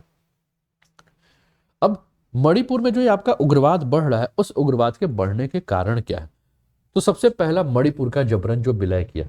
Manipur में अलगाववादी विद्रोह का जो उदय है उसका मुख्य कारण क्या है कि मणिपुर को जो है वो भारत में जो विलय किया गया था, ये उग्रवादी संगठन ये कहते हैं कि देखिए भैया मणिपुर को जो भारत में विलय किया गया वो जबरन विलय किया गया, और जबरन विलय होने के कारण जो है क्या हो गया, असंतोष हुआ, और असंतोष के बाद अगर हम बात करें, ठीक है, तो इसको पूर्ण राज्य का दर्जा देने में देरी हुई। मणिपुर के तत्कालीन साम्राज्य का विलय 15 अक्टूबर 1949 को भारत में कर दिया गया था, परंतु इसे वर्ष 1972 में जो है वो राज्य का दर्जा प्रदान किया गया था। उग्रवाद के उदय के बारे में हम बात करें दोस्तों, तो बाद के वर्षों में पीपल्स लिबरेशन आर्मी और People's Revolution Party of Kangleipak Communist Party और कांगले यावोल का कन्ना लुप, ठीक है ना, सहित कई उग्रवादी संगठन जो है इनका गठन हुआ। घाटी के ये संगठन स्वतंत्र मणिपुर की जो है वो क्या कर रहे हैं, मांग कर रहे हैं। इसके अलावा ग्रेटर नागालैंड की मांग का व्यापक प्रभाव, तो दोस्तों नागालैंड में जिस प्रकार से नगा आंदोलन जो है वो मणिपुर के पहाड़ी जिलों में फैल गया, जिससे कि आपका NSCNIN ने नागालिम यानी कि ग्रेटर नागालैंड के लिए दबाव बनाते हुए इसे नियंत्रित किया। इसे घाटी में मणिपुर के प्रादेशिक अखंडता के लिए खतरे के रूप में भी माना जा रहा है। इसके अलावा वेली हिल्स का कॉन्फ्लिक्ट, तो मणिपुर का जो आपका भौगोलिक क्षेत्र है उसमें अगर हम बात करें दोस्तों तो 9 से 10% हिस्सा जो है पहाड़ी है, जो बहुत कम आबादी वाला क्षेत्र है, जबकि राज्य की अधिकांश आबादी जो है वो आपकी घाटी में केंद्रित है। इम्फाल घाटी में मैतेई समुदाय बहुसंख्यक है, जबकि आसपास के पहाड़ी जिलों में अगर हम बात करें तो नगा और कुकी समुदाय जो रहते हैं। इसके अलावा नगा कुकी के बीच में जो संघर्ष है ये भी एक बहुत बड़ा मुद्दा है दोस्तों। 1990 के दशक में अगर हम बात करें तो 1990 के दशक की शुरुआत में अगर हम बात करें तो नगा और कुकी के बीच में जो है वो जातीय संघर्ष जो है वो देखने को मिला था, और इस जातीय संघर्ष ने जो है वो कई कुकी विद्रोही संगठन का जो है विद्रोहियों का जो है वो गठन करने में, समूहों का गठन करने में काम किया, जिन्होंने कुकी राज्य के लिए एक अन्य क्षेत्रीय परिषद की अपनी मांग को जो है वो क्या कर दिया था, त्याग दिया था। उग्रवाद के कारण Zeliang United Front, People's United Liberation Front और अन्य छोटे समूह जैसे कई सारे संगठन बने थे। ठीक है, ये आपके स्क्रीन पर मणिपुर जो है वो दिख रहा है ना, ठीक है, ये मणिपुर दिख रहा है, राजधानी आपको इम्फाल नजर आ रही है, ठीक है। और इसके अगर हम सीमा देखें तो ये मणिपुर की सीमा आपको दिख रही है कि पूर्व में आप देख रहे हैं ये अंतर्राष्ट्रीय सीमा आपको म्यांमार की नजर आ रही है, ऊपर आपको नागालैंड नजर आ रहा है ना, यहाँ आपको आसाम नजर आ रहा है, यहाँ आपको मिजोरम नजर आ रहा है, ठीक है ना। तो ये आपको सीमाएं जो है वो नजर आ रही हैं, ठीक है। सरकार द्वारा क्या क्या कदम उठाए गए हैं, तो सबसे पहला सैन्य कार्यवाही की गई। अफसा 1980 में केंद्र ने क्या किया था कि पूरे मणिपुर को जो है वो आसान क्षेत्र घोषित किया था, और उग्रवादी जो भी आपकी गतिविधि थे उन उग्रवादी गतिविधियों को दबाने के लिए जो है यहाँ अफसा जो है वो आपका लगा दिया गया था। ऑपरेशन ऑल क्लियर जो है वो चलाया गया था। तो दोस्तों असम राइफल्स और सेना के द्वारा इन पहाड़ी इलाकों में जो है एक ऑपरेशन चलाया गया था जिसको कि ऑपरेशन ऑल क्लियर के नाम से जाना जाता है, जिसमें अधिकांश उग्रवादियों को ठिकाने को निष्प्रभावी कर दिया गया था, जिनमें कई उग्रवादी संगठन घाटी में स्थानांतरित हो गए थे। युद्ध विराम समझौता किया गया था 1997 में, जो आपका NSCNIM ने भारत सरकार के साथ युद्ध विराम समझौता किया, जबकि उनके बीच शांति वार्ता जो अभी भी जारी है। इसके अलावा जो दो मुख्य समूह हैं, एक है आपका कुकी नेशनल ऑर्गेनाइजेशन और दूसरा आपका यूनाइटेड पीपल फ्रंट। इन दोनों समूहों के बारे में अगर हम बात करें तो इन दोनों समूहों के तहत कुकी संगठन ने 22 अगस्त 2008 में भारत व मणिपुर की सरकारों के साथ त्रिपक्षीय सस्पेंशन ऑफ ऑपरेशन पर जो है हस्ताक्षर किया, और इनके कई छोटे संगठनों ने राज्य सरकार के साथ SOO समझौता किया, जिसने ऐसे समूहों के लिए पुनर्वास कार्यक्रम की शुरुआत की, ठीक है ना। इसके अलावा अगर हम बात करें दोस्तों तो UNLF, PLA, KYKL जैसे प्रमुख घाटी आधारित आतंकवादी संगठन, जिसको कि मेइती समूह कहा जाता है, अभी तक बातचीत करने के लिए तैयार नहीं हुए हैं। मणिपुर में शांति बहाल करने के सामने कौन कौन सी चुनौतियां हैं? तो सबसे पहले परस्पर विरोधी मांगे हो रही हैं। केंद्र सरकार का उग्रवादी संगठनों के साथ जो शांतिपूर्ण बात करके इसका समाधान खोजने की बात की जा रही है, तो ये अभी तक जो है वो अनुकूल नहीं हुआ है ना। कई संगठन जो हैं उनकी जो मांगे हैं वो एक दूसरे से जो है वो टकरा रही हैं आपस में ही, जिसके चलते ये समूह जो है वो पारस्परिक जो भी आपके वार्ता है उस वार्ता से जो है वो बाहर है, और पारंपरिक समझौते जो है वो दूसरे समूहों के द्वारा आंदोलन का जो है वो कारण बन जा रहा है। दूसरा, प्रॉक्सी ग्रुपिंग हो रही है। तो यह देखते हुए कि विद्रोही समूहों के साथ शांति वार्ता चल रही है, समूहों के लिए एक अन्य गुट द्वारा सशस्त्र विद्रोह को केवल नाम में बदलाव या नया समूह बनाकर जो है वो जारी करने की प्रवृत्ति रखी गई है। मान लीजिए किसी समूह के साथ बात हो रही है, तो उसी समूह के द्वारा एक नया समूह का नाम कर दिया गया और वो समूह क्या कर रहा है, हिंसा फैला रहा है। तो ये सारी समस्या भी हमें देखने को मिल रही है। इसके अलावा जो राजनेता और विद्रोही हैं उनके बीच में जो एक गठजोड़ जो बना हुआ है, ठीक है ना, अपराधियों के साथ जो गठजोड़ बना है वो भी क्या कर रहा है, राज्य के लिए एक संकट बढ़ा रहा है। कुछ संगठन आपराधिक गैंगस्टर के रूप में कार्य करते हैं जो जबरन वसूली, अपहरण और अनुबंध में हत्याओं में लिप्त हैं। उपद्रवी अशांति का फायदा उठाते हैं और खुद को विद्रोही बताकर जो है वो धन की उगाही भी कर रहे हैं, ठीक है ना। इसके अलावा राजनीतिक दलों के द्वारा विवादों को बढ़ाकर वोट बैंक का जो है वो लाभ लिया जा रहा है, ठीक है ना, जिससे कि अधिकांश सुरक्षा का जो मामला है वो क्या हो जा रहा है, उसका राजनीतिककरण हो रहा है। इसके अलावा अगर हम बात करें तो सीमावर्ती राज्य, अगर हम बात करें तो मणिपुर वन वातावरण के साथ अंतर्राष्ट्रीय सीमा वाला एक सीमावर्ती राज्य होने के नाते विद्रोही संगठनों के प्रशिक्षण, हथियार, आवश्यक रसद के लिए बाहरी देशों के जो है के ऊपर निर्भरता है, ठीक है ना। और देख रहे हैं कि बहुत आसानी से जो है अन्य देश जो है वो क्या कर दे रहे हैं कि यहाँ के जो भी आपके विद्रोही गुट है उनको क्या है, मदद कर दे रहे हैं, ठीक है। दोस्तों ये आप लोगों के लिए कुछ बैचेस हैं, इसका आप लाभ उठा सकते हैं। ये सारथी के नाम से मिनी कोर्स यूपीपीएससी प्रीलिम्स का आ रहा है, जिसमें कि इंडियन ज्योग्राफी का जो बैच है मेरा वो आज से आपको देखने को मिलेगा शाम को 4 बजे, है ना। तो 4 PM पे जो है वो आप ज्वाइन कर सकते हैं इंडियन ज्योग्राफी का बैच, है ना, 4 PM, ठीक है। तो इसका आप लाभ उठा लीजिए। स्पेशल क्लास है, फ्री फॉर ऑल है। कुछ बैच कोर्सेस हैं दोस्तों, जैसे कि ये आपको विजय भाव का बैच दिख रहा है, इसका आप लाभ उठा लीजिए। सारथी के नाम से यूपीपीएससी प्रीलिम्स का एक क्रैश कोर्स 6 महीने का जो है वो 25 फरवरी से स्टार्ट हो रहा है ना, जिसमें इंडियन ज्योग्राफी की मेरी बैच आ रही है और मेरे साथ ये सारे एजुकेटर्स हैं, इनके भी क्लासेस का आप लाभ उठा सकते हैं, है ना। यहाँ आप देख रहे होंगे इंडियन ज्योग्राफी की मेरी जो बैच है वो आपको देखने को मिल रही है ना। अभी फिजिकल ज्योग्राफी चल रहा है, फिजिकल के बाद जो है वो इंडियन ज्योग्राफी के टॉपिक को लेकर हम उपलब्ध हो जाएंगे, है ना। और इसमें 3 दिन जो है वो आपका एक तरह से डेमो सेशन जो है वो आपको देखने को मिलेगा। इसके अलावा कुछ बैचेस हैं, इसका आप लाभ उठा सकते हैं, ऑप्शनल का बैच है, ठीक है। आइए अगला न्यूज जो है वो आपका द हिंदू से लिया हुआ न्यूज, आइए इस पर हम आते हैं। Fundamental duties must be enforce safely in supreme court, है ना। तो हम लोग अपने फंडामेंटल राइट्स की कितने बात करते हैं कि भाई भारतीय संविधान ने हमें ये अधिकार दिए हैं, भारतीय संविधान ने हमें वो अधिकार दिए हैं, और इन अधिकारों के लिए जो हम लड़ते रहते हैं। लेकिन अपने क्या कर्तव्यों के लिए हम कभी जागरूक हुए हैं कि अगर संविधान ने हमें अधिकार दिए हैं तो संविधान ने जो अधिकार दिए वो संविधान ने हमें कर्तव्य करने के लिए भी कहा है, और हम कितना अपने कर्तव्य को जो है वो सही तरीके से अपना रहे हैं, एक बड़ा प्रश्न है आप सभी के लिए।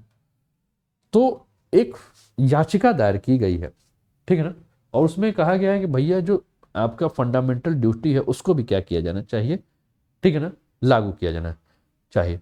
The supreme court on Monday asked the center and state respond to a petition to enforce the fundamental duties of citizen including patriotism or unity of the nation through the comprehensive well defined laws। तो जब हुआ तो supreme court ने जो है वो केंद्र और राज्य सरकार से कहा कि भैया आप लोग बताइए, एक हमारे पास पिटीशन आई है जिसमें कहा गया है कि फंडामेंटल ड्यूटीज को जो है वो लागू किया जाए। तो अब बताइए, और ये फंडामेंटल ड्यूटीज क्या है, जैसा कि क्या है, राष्ट्र की अखंडता, एकता को हमें ध्यान रखना है ना।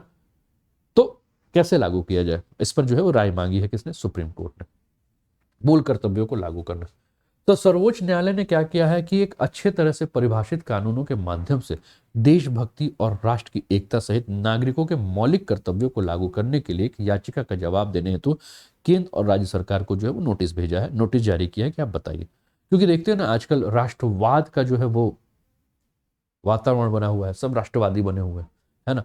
तो राष्ट्रवाद का जब वातावरण बना है, सब राष्ट्र को लेकर काम कर रहे हैं, तो है ना, तो असली राष्ट्रवाद क्या है, एकता और अखंडता क्या है, इस पर तो मौलिक कर्तव्यों के अगर बारे में बात करें तो संविधान का जो अनुच्छेद 51A है उसके अंतर्गत जो है, ठीक है ना, अनुच्छेद 51A और भाग कौन सा है, चौथा है, 4A के तहत जो है ये देश के आदर्शों को बनाए रखने और विकास के योगदान देने का प्रयास करता है।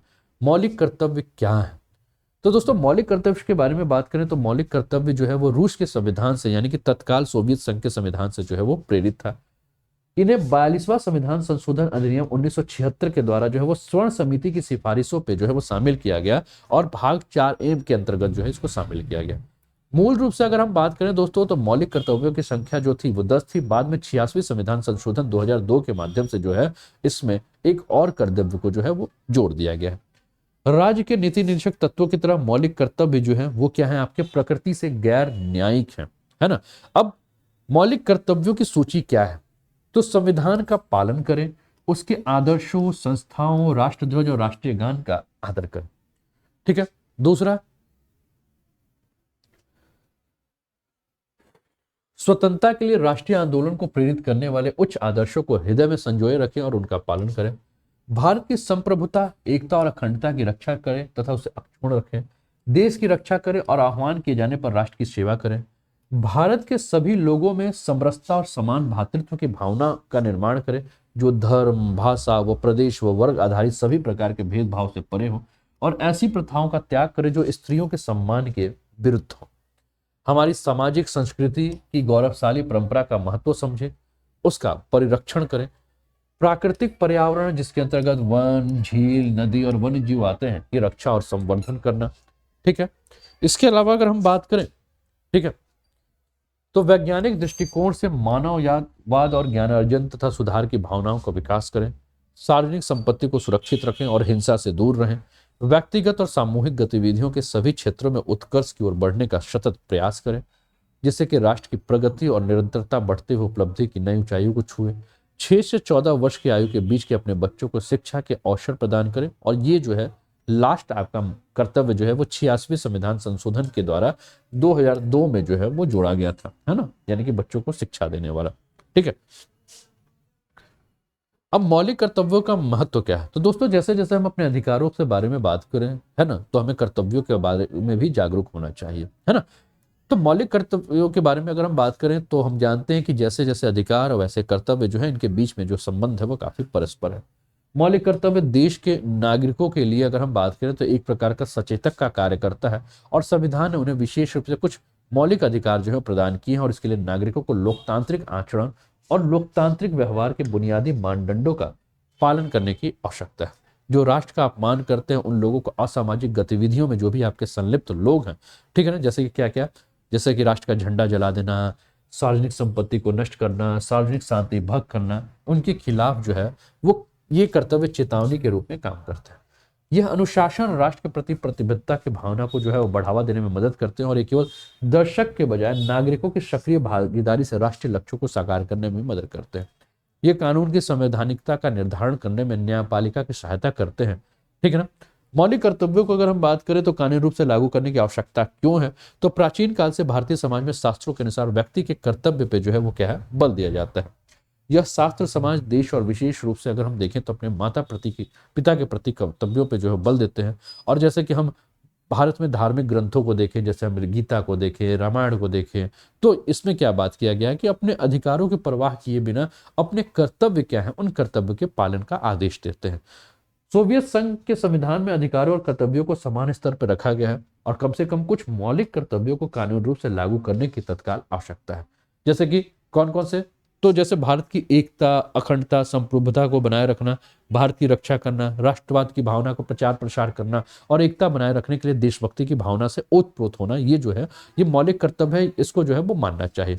अब भारत में अगर हम बात करें मौलिक कर्तव्य, ठीक है ना, को लागू करने संबंधी अगर हम बात करें तो जैसे चीन की बात करें तो चीन एक महाशक्ति के रूप में उभरने के बाद मौलिक कर्तव्य और जो है वहां महत्वपूर्ण हो गए हैं। नागरिकों को जो है वो मौलिक कर्तव्यों को जो है, पर वर्मा समिति 1999 में कुछ मौलिक कर्तव्यों के कारण हेतु कानूनी प्रावधानों का जो समर्थन किया था, और समिति में क्या क्या कहा गया था, तो राष्ट्रीय गौरव अपमान निवारण अधिनियम 1971 के तहत कोई भी व्यक्ति राष्ट्रीय ध्वज, भारत के संविधान और राष्ट्रगान का अनादर नहीं कर सकता है। नागरिक अधिकार संरक्षण अधिनियम जाति और धर्म से संबंधित किसी भी अपराध के मामलों में दंड का प्रावधान करता है। याचिका में यह भी कहा गया कि मौलिक कर्तव्यों का पालन न करने पर भारत के संविधान के अनुच्छेद 14 यानी कि कानून के समक्ष समानता, 19 भाषण की स्वतंत्रता के संबंध में कुछ अधिकार का संरक्षण, 21 यानी कि जीवन के अधिकार के तहत प्रदान किए गए गारंटीकृत मौलिक अधिकारों पर सीधा असर पड़ता है। ठीक है, मौलिक कर्तव्यों पे सर्वोच्च न्यायालय क्या कह रहा है? तो दोस्तों 2003 का एक मामला है जिसको कि रंगनाथ मिश्रा का मामला, जिसमें मौलिक कर्तव्यों को न केवल कानूनी प्रतिबंधों बल्कि सामाजिक प्रतिबंधों पर भी लागू किया जाना चाहिए। एम्स छात्र बनाम एम्स मामले 2001 में सर्वोच्च न्यायालय के द्वारा यह माना गया कि मौलिक कर्तव्य मौलिक अधिकारों की तरह समान रूप से महत्वपूर्ण है। मौलिक कर्तव्यों को मौलिक अधिकार की तरह लागू नहीं किया जा सकता, लेकिन भाग 4 में कर्तव्य के रूप में नजरअंदाज भी इसको नहीं किया जा सकता। ठीक है, अगला न्यूज जो है दोस्तों आपके स्क्रीन पर, वो न्यूज जो है द हिंदू से लिया हुआ न्यूज है leprosy detection fail during pandemic report. ठीक है ना, the covid pandemic and it's ensuing recommendation on social distancing and lockdown caused on fall of 62.5% in detection of active leprosy case between April and September 2020 when compared with the previous year. ठीक है, तो कुष्ठ रोग के बारे में बात करें तो दोस्तों कुष्ठ रोग मिशन ट्रस्ट इंडिया के द्वारा एक रिपोर्ट लाई है और उस रिपोर्ट में कहा गया है कि कोविड-19 महामारी और सोशल डिस्टेंसिंग और लॉकडाउन के कारण हम क्या देख रहे हैं कि अप्रैल 2020 से लेकर सितंबर 2020 के बीच में 4 राज्य कौन कौन से, आंध्र प्रदेश, उड़ीसा, बिहार और मध्य प्रदेश में कुष्ठ रोग की सक्रिय मामलों की जांच में 62.5% की गिरावट आई है और महामारी के दूसरे रोग में जांच अभियान पर लगभग रोक लगा दी गई और संस्थागत व्यवस्था की देखभाल और विकलांगता प्रबंधन सेवाएं जो हैं वह प्राप्त करने की गुंजाइश काफी कम बची है। इसके अलावा महामारी ने इस बात का प्रकाश डाला है कि संवेदनशील आबादी एक समरूप इकाई है और उनकी भेदता कभी कभी विभिन्न सामाजिक चरों जैसे गरीबी, विकलांगता, है ना, कलंक, बहिष्करण आदि का जटिल प्रच्छेदन करती है। कुष्ठ रोग है क्या? तो दोस्तों कुष्ठ रोगों के बारे में अगर हम बात करें तो कुष्ठ रोग जो है वो जीवाणु संक्रमण जो है बीमारी है और ये अगर हम बात करें तो इसमें क्या होता है कि आपका एक बैक्टीरिया है जिसको कि हम माइक्रोबैक्टीरियम लेप्रे के नाम से जानते हैं और ये माइक्रोबैक्टीरियम लेप्रे क्या करता है कि जीवाणु के कारण होता है और ये एसिड फास्ट रॉड के आकार का एक बैसिलस है जिसे हैंसन डिजीज के नाम से भी जाना जाता है और सबसे पुराने रोग में से एक है ना। हम कुछ रोगों के बारे में हम देखते हैं पहले की अगर रामायण महाभारत की अगर हम कहानियां भी सुनते हैं या देखते हैं तो उसमें भी हम देखते हैं कुष्ठ रोगों के बारे में चर्चा है। ठीक है, तो कुष्ठ रोगों का विवरण हम देखें तो लगभग जो लिखित विवरण है वो 600 ईसा पूर्व के पहले के दस्तावेजों में इसके बारे में जानकारी मिलती है। ठीक है ना, और चीन, मिस्र और भारत की सबसे पुरानी सभ्यताओं में भी ये बीमारी देखने को मिलती है। अब इसका संक्रमण कहाँ होता है? तो त्वचा पे, परिधीय तंत्रियां पे, ऊपर श्वसन पथ पर और नाक पर हमें देखने को मिलता है। जो भी व्यक्ति इससे पीड़ित होता है वो पूरी तरह से समाज जो है उसको अलग कर दिया जाता है क्योंकि कुष्ठ रोग से माना जाता है कि छुआछूत की बीमारी एक व्यक्ति को हुआ और दूसरे व्यक्ति को होगा। अब इसका प्रसार कैसे होता है? तो मुख्य रूप से ये देखा जाता है कि जो भी व्यक्ति कुष्ठ रोग से प्रभावित है तो उसके सांस में मौजूद आपका जो ये बूंद होता है ये किसी भी व्यक्ति की उम्र किसी भी व्यक्ति को क्या कर सकता है? संक्रमित कर सकता है। लक्षण क्या होगा? तो त्वचा पे आप देखेंगे लाल लाल धब्बे हो जाएंगे, है ना। इसके अलावा आपको क्या लक्षण में दिखेगा? तो त्वचा पर घाव होगा, हाथ और पैरों में सुन्नपन होगा और पैरों के तलवे में जो है वो छाले पड़ जाते हैं। मांसपेशियों की कमजोरी और वजन अत्यधिक घट जाते हैं। लॉन्ग इन्विक्यूशन पीरियड्स यानी कि कुष्ठ रोग उत्पन्न करने वाले बैक्टीरिया के संपर्क में आने के बाद लक्षण दिखने में 3 से 5 साल लगते हैं। लॉन्ग इन्विक्यूशन पीरियड लंबी उस्मान अवधि डॉक्टरों के लिए निर्धारित करना मुश्किल हो जाता है कि व्यक्ति कब और कहां संक्रमित हुआ है। यदि समय पर इलाज नहीं किया जाता है तो कुष्ठ रोग से जो भी व्यक्ति होता है वो अक्षम, विकृत या हाथ और पैर स्थायी तंत्रिका जो है उसकी क्षति पहुंच जाती है या संवेदनहीन बन जाती है। इलाज क्या है? तो कुष्ठ रोग के इलाज में मल्टी ड्रग थेरेपी MDT का जो है वो काफी प्रयोग किया जाता है। कुष्ठ रोगों को समाप्त करने के लिए भारत में क्या क्या कदम उठाए जा रहे हैं अगर उस पर हम बात करें तो दोस्तों 1955 में ही भारत सरकार के द्वारा राष्ट्रीय कुष्ठ नियंत्रण कार्यक्रम की शुरुआत की गई थी और 1970 के दशक में ही आपका मल्टी ड्रग थेरेपी के रूप में एक निश्चित इलाज की पहचान की गई थी। 1993-94 में विश्व बैंक समर्थित राष्ट्रीय कुष्ठ उन्मूलन परियोजना का पहला चरण जो है वो शुरू किया गया था। राष्ट्रीय स्वास्थ्य नीति 2002 में भारत सरकार ने कुष्ठ रोग के उन्मूलन का लक्ष्य जो है निर्धारित किया था जिसके लिए 2005 में तक कुष्ठ रोग के मामलों में काफी ज्यादा हमें कमी देखने को मिली थी, है ना। यानी कि 10,000 में एक व्यक्ति से कम जो है वो कुष्ठ रोगी मिलने शुरू हो गए थे। राष्ट्रीय कुष्ठ उन्मूलन कार्यक्रम दिसंबर 2005 में राष्ट्रीय स्तर पर सार्वजनिक स्वास्थ्य सेवा के रूप में ये काम कर रहा था। ठीक है, तो ये सारी चीजें हैं। दोस्तों ये लक्ष्य करके आपके लिए बैच है, 23 फरवरी से स्टार्ट हो रहा है, यूपीपीएससी का फाउंडेशन बैच है। तो किसी भी बैच में सब्सक्रिप्शन के लिए आप अनूप 10 कोड का यूज करके जो है वो आप सब्सक्रिप्शन ले सकते हैं। ये कुछ बैचेस हैं दोस्तों, ये आपका यूपीपीएससी प्रीलिम्स जीएस का बैच है, 27 जनवरी से स्टार्ट है, जिसमें अभी मेरी फिजिकल ज्योग्राफी की जो क्लास है वो आप देख रहे होंगे, है ना। ठीक है। इसके अलावा यूपीपीएससी आरओ का एक बैच है, इसका आप लाभ उठा सकते हैं। इसके अलावा दोस्तों UP triple S C video exam के लिए एक बैच चल रहा है, इसका आप लोग लाभ उठा सकते हैं, है ना। तो ये आपको दिख रहा है, और ये 11 फरवरी से बैच जो है चल रहा है, और इसका फीस स्ट्रक्चर आपको दिख रहा है, 1 महीने का 900 रुपये, 3 महीने का 2250, 6 महीने का 4250, और 12 महीने का जो है वो 4950। तो अगर आपका कोई जान पहचान का जो है जिसको तैयारी करना है तो आप बता सकते हैं कि वो UP triple S C video के बैच में भी एडमिशन ले सकता है ना। और उसके लिए अनूप 10 कोड का प्रयोग कर सकता है, और इस कोड के माध्यम से जो है उसको सब्सक्रिप्शन में 10% का ऑफ मिल जाएगा, है ना। तो ये सारे एजुकेटर्स हैं जो कि class UP triple S C video के ले रहे हैं, तो इनकी क्लासेस आप ज्वाइन कर सकते हैं। दोस्तों अनअकैडमी यूपीपीएससी और यूपी ट्रिपल एस सी पर अगर आप सब्सक्रिप्शन लेते हैं तो आपको यूपीपीएससी अप अगर आप ले रहे हैं, है ना, सब्सक्रिप्शन, तो UPPSC upper lower PCS ROR UPSI UP triple S C PET लेखपाल बी और ऑप्शनल कोर्स का लाभ मिलेगा। और इसके लिए जो कोड यूज करना है वो अनूप 10 का कोड यूज करेंगे, ठीक है ना। तो ये सारे वन सब्सक्रिप्शन से ये सारे के सारे एग्जाम में आपको लाभ मिलेगा। फी स्ट्रक्चर के बारे में बात करें दोस्तों, तो जो कोर्सेज हैं वो 24 महीने से लेकर 1 महीने तक का है, लेकिन अगर आप यूपीपीएससी की तैयारी कर रहे हैं तो मेरा सजेशन हमेशा ये रहता है कि आप या तो 24 महीने के साथ चलें या तो 12 महीने के साथ चलें, ठीक है। 24 महीने की फी 13,600, 12 महीने की 9,350, 6 महीने की 7,650, 3 महीने की 4,250 और 1 महीने का 1,700 है। लेकिन जैसे ही आपने कोड यूज किया क्या, अनूप 10, वैसे ही आपके फी में जो है वो 10% का ऑफ हो जाएगा। 24 महीने की फी जो 13,600 थी वो 12,240, 12 महीने की जो 9,350 थी वो 8,415, 6 महीने की जो 7,650 थी वो 6,850 है, 3 महीने की जो 4,250 थी वो 3,825, और 1 महीने की जो 17 थी वो 1,530 रुपये हो जाएगी। यानी कि जैसे ही कोड आपने अनूप 10 का यूज किया 10% ऑफ हो जाएंगे। अगर आप अपने कोर्स को रिन्यू कर रहे हैं तो नए मोबाइल नंबर और नए ईमेल आईडी का ही प्रयोग कीजिए, है ना। बाकी अपने दोस्तों को जो है वो आप सजेस्ट कर सकते हैं कि इस कोड के माध्यम से जो है वो सब्सक्रिप्शन लेकर लाभ उठाएं, है ना। ज़्यादा सोचे विचारे मत, तैयारी करनी है तो तैयारी शुरू करें। सुपर कॉम्बो सब्सक्रिप्शन ऑफर है, घर बैठे बैठे यूपी बिहार के टॉप एजुकेटर के साथ आप क्लासेस कर सकते हैं, जिसमें 6 महीने की फी 7,960 और 12 महीने की 10,620 है। लेकिन जैसे ही कोड यूज करोगे अनूप 10, यहाँ भी 10% का ऑफ मिल जाएगा, बक्स पॉइंटी।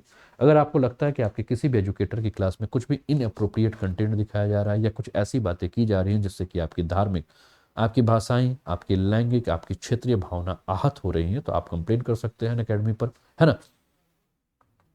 सूरज, गुड मॉर्निंग। तो चलिए स्टार्ट करते हैं दोस्तों मल्टीपल चॉइस क्वेश्चन का सेशन, जो आप सभी के स्क्रीन पर आ चुका है। पहला प्रश्न है, हुरून इंडिया की तरफ से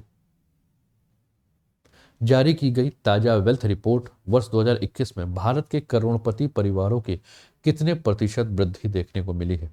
15, 20, 11 या 14?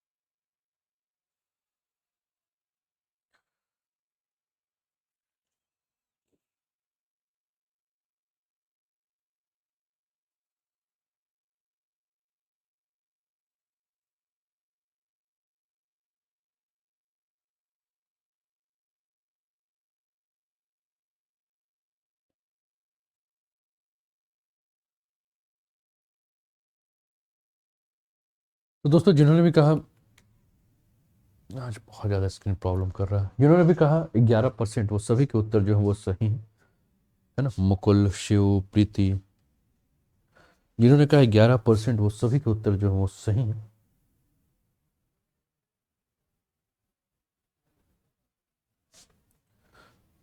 और अगला प्रश्न है, पद्मश्री से सम्मानित असम के निम्न में से किस गांधीवादी महिला का 102 वर्ष की उम्र में निधन हो गया? कोमल अग्रवाल, शकुंतला चौधरी, निर्मला सचदेवा या पूनम अग्निहोत्री? और आपका समय शुरू हो गया। आप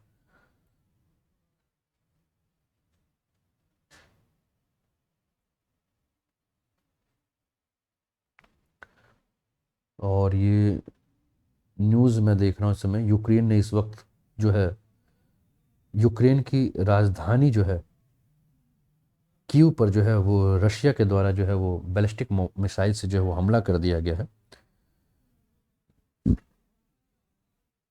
कीव और खार्किव पर जो है मिसाइल से जो है रूसी हमला किया गया है, और कीव को जो है वो बहुत तेजी से जो है खाली किया जा रहा है।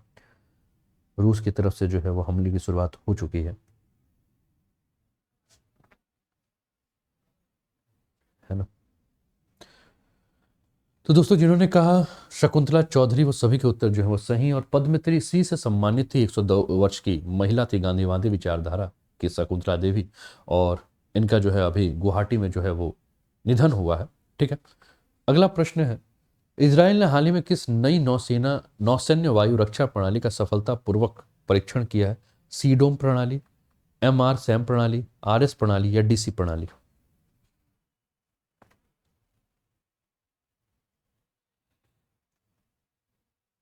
निशा, सोन, शिव, जानकी, मुकुल, प्रीति।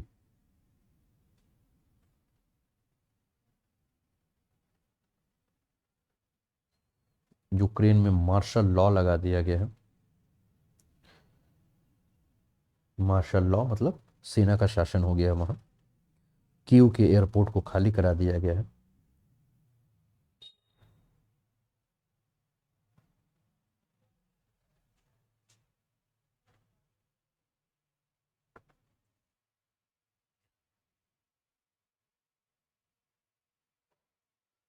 शिव का प्रश्न है कि सर इससे भारत को क्या नुकसान हो सकता है। शिव, आज इस क्लास में आप देखिएगा यूक्रेन के टॉपिक पे हमने डिस्कस किया है ना। सी डोम प्रणाली, जिन्होंने कहा वो सभी उत्तर हैं। अगला प्रश्न, हाल ही में किस भारतीय महिला क्रिकेटर ने 31 साल की उम्र में क्रिकेट के सभी प्रारूपों से संन्यास लेने की घोषणा कर दी है? झूलन गोस्वामी, मिताली राज, बी आर वनिता या दीप्ति शर्मा?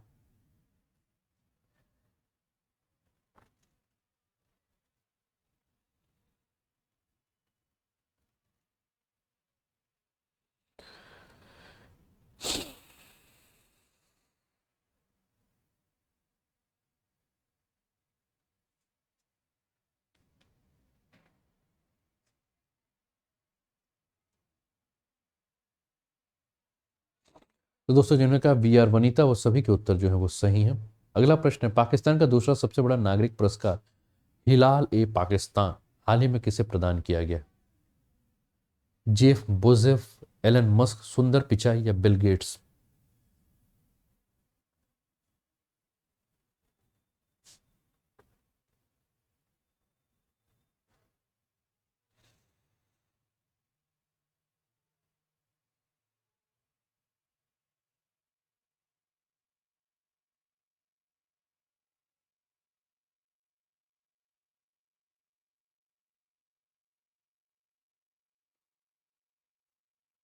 दोस्तों, जिन्होंने कहा बिल गेट्स, वो सभी के उत्तर जो है वो सही, और बिल गेट्स को जो है पाक के राष्ट्रपति डॉक्टर आरिफ अलवी ने जो है ये पुरस्कार दिया है, जिसका नाम है हिलाल ए पाकिस्तान।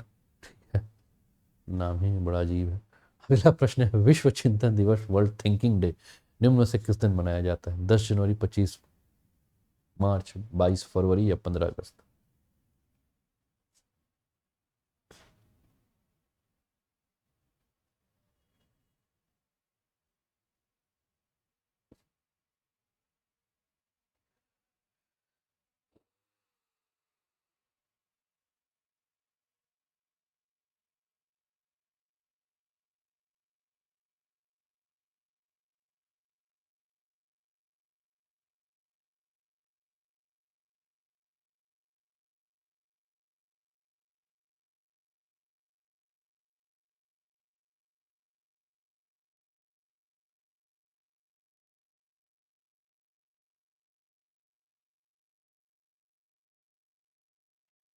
तो दोस्तों, जिन्होंने कहा 22 फरवरी, वो सभी के उत्तर जो है वो सही है।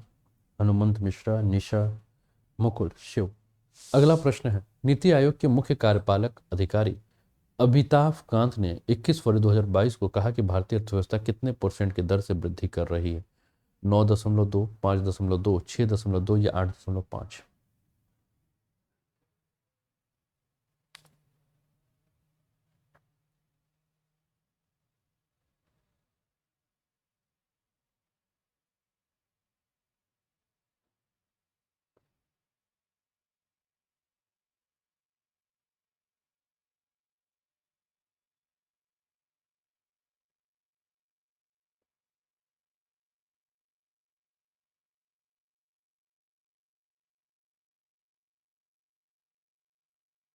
तो दोस्तों जिन्होंने कहा 9.2% वो सभी के उत्तर जो हैं वो सही हैं। और आज का अंतिम प्रश्न आपके स्क्रीन पर है। Drugs controller general of India DCGI ने कितने से कितने साल तक के बच्चों के लिए बायोलॉजिकल कोरोना वैक्सीन कॉर्बोवैक्स को अंतिम मंजूरी दे दी है? 10 से 15, 12 से 18, 10 से 12 या इनमें से कोई नहीं?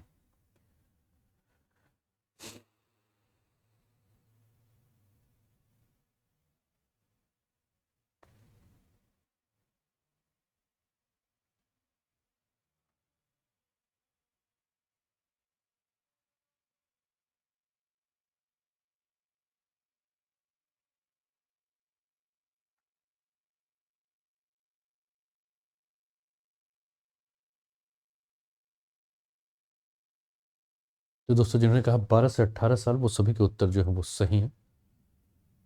और दोस्तों आपके मोबाइल पर आपने देखा होगा अनअकैडमी का ऐप डाउनलोड है। और अनअकैडमी के ऐप को अगर आप बड़े ध्यान से देखोगे तो आप पाओगे कि उस ऐप पर नीचे एक ऑप्शन है जिसको कि हम कम्युनिटी ऑप्शन कहते हैं, है ना। एक बार देखिए आपके मोबाइल पर ये कम्युनिटी ऑप्शन दिख रहा होगा, मोबाइल पर आपने अनअकैडमी का ऐप डाउनलोड किया होगा तो नीचे यहाँ कम्युनिटी ऑप्शन है। इस कम्युनिटी ऑप्शन में जाइए और अपने जो भी एजुकेटर्स हैं उन सारे को फॉलो कर लीजिए। जैसे आपको मुझे फॉलो करना है तो मुझे अनूप उपाध्याय नाम से सर्च कर जो है वो क्या कर लीजिए, आप फॉलो कर लीजिए, है ना। और जैसे ही आप फॉलो कर लोगे तो जो भी क्लासेस के अपडेट्स हैं, ठीक है ना, ये जैसे एजुकेटर्स के लिंक आएंगे तो उसमें आप फॉलो कर लीजिए अपने पसंदीदा एजुकेटर्स को। तो आपको जो भी आपके फेवरेट एजुकेटर्स हैं उनके updates, notes, practice material, feedback जो है वो डायरेक्ट आपको जो है इस ऐप के माध्यम से ही जो है वो मिलेगा, है ना। तो इसका आप लोग लाभ उठाइए। फ्री सेशन के बारे में बात करें दोस्तों तो आज से 2 फ्री सेशन है। एक शाम को 4 बजे आपकी इंडियन ज्योग्राफी की जो क्लासेस हैं, बेसिक्स जो इंडियन ज्योग्राफी है, इंट्रोडक्शन टाइप का, वो आज से स्टार्ट होगा, है ना। और दूसरा जो है रात को 8 बजे इकॉनमी यानी कि इंडियन इकॉनमी का जो सेशन जो है वो आज से स्टार्ट कर दिया जाएगा, है ना। तो आप सभी जो है इसका लाभ उठा सकते हैं। 8 बजे इंडियन इकॉनमी और शाम को 4 बजे इंडियन ज्योग्राफी, ये दोनों सेशन है, उस पर आप जुड़ सकते हैं। और फ्री सेशन देखने के लिए अनलॉक कोड आपको अनूप 10 का यूज करना है। जैसे ही अनूप 10 अनलॉक कोड का आप यूज करोगे ये सारे सेशन फ्री हो जाएंगे, ठीक है। वीडियो को अभी तक लाइक नहीं किया तो लाइक कर दीजिए, शेयर कर दीजिए, चैनल को सब्सक्राइब करके बेल आइकन दबा दीजिए, ठीक है। चलिए मिलते हैं 2 बजे प्लस की क्लास में, तब तक अपना ध्यान रखिए। 2 बजे के बाद शाम को 4 बजे, फिर 8 बजे। और ध्यान रखिए, स्वस्थ रहिए, मस्त रहिए, तंदुरुस्त रहिए। और 2 बजे जो जियोमोर्फोलॉजी की क्लासेस चल रही है, जिन्होंने नहीं देखा वो देख कर कंप्लीट करते रहिए साथ साथ में, ठीक है ना। ओके बाय, टेक केयर, जय हिंद, जय भारत।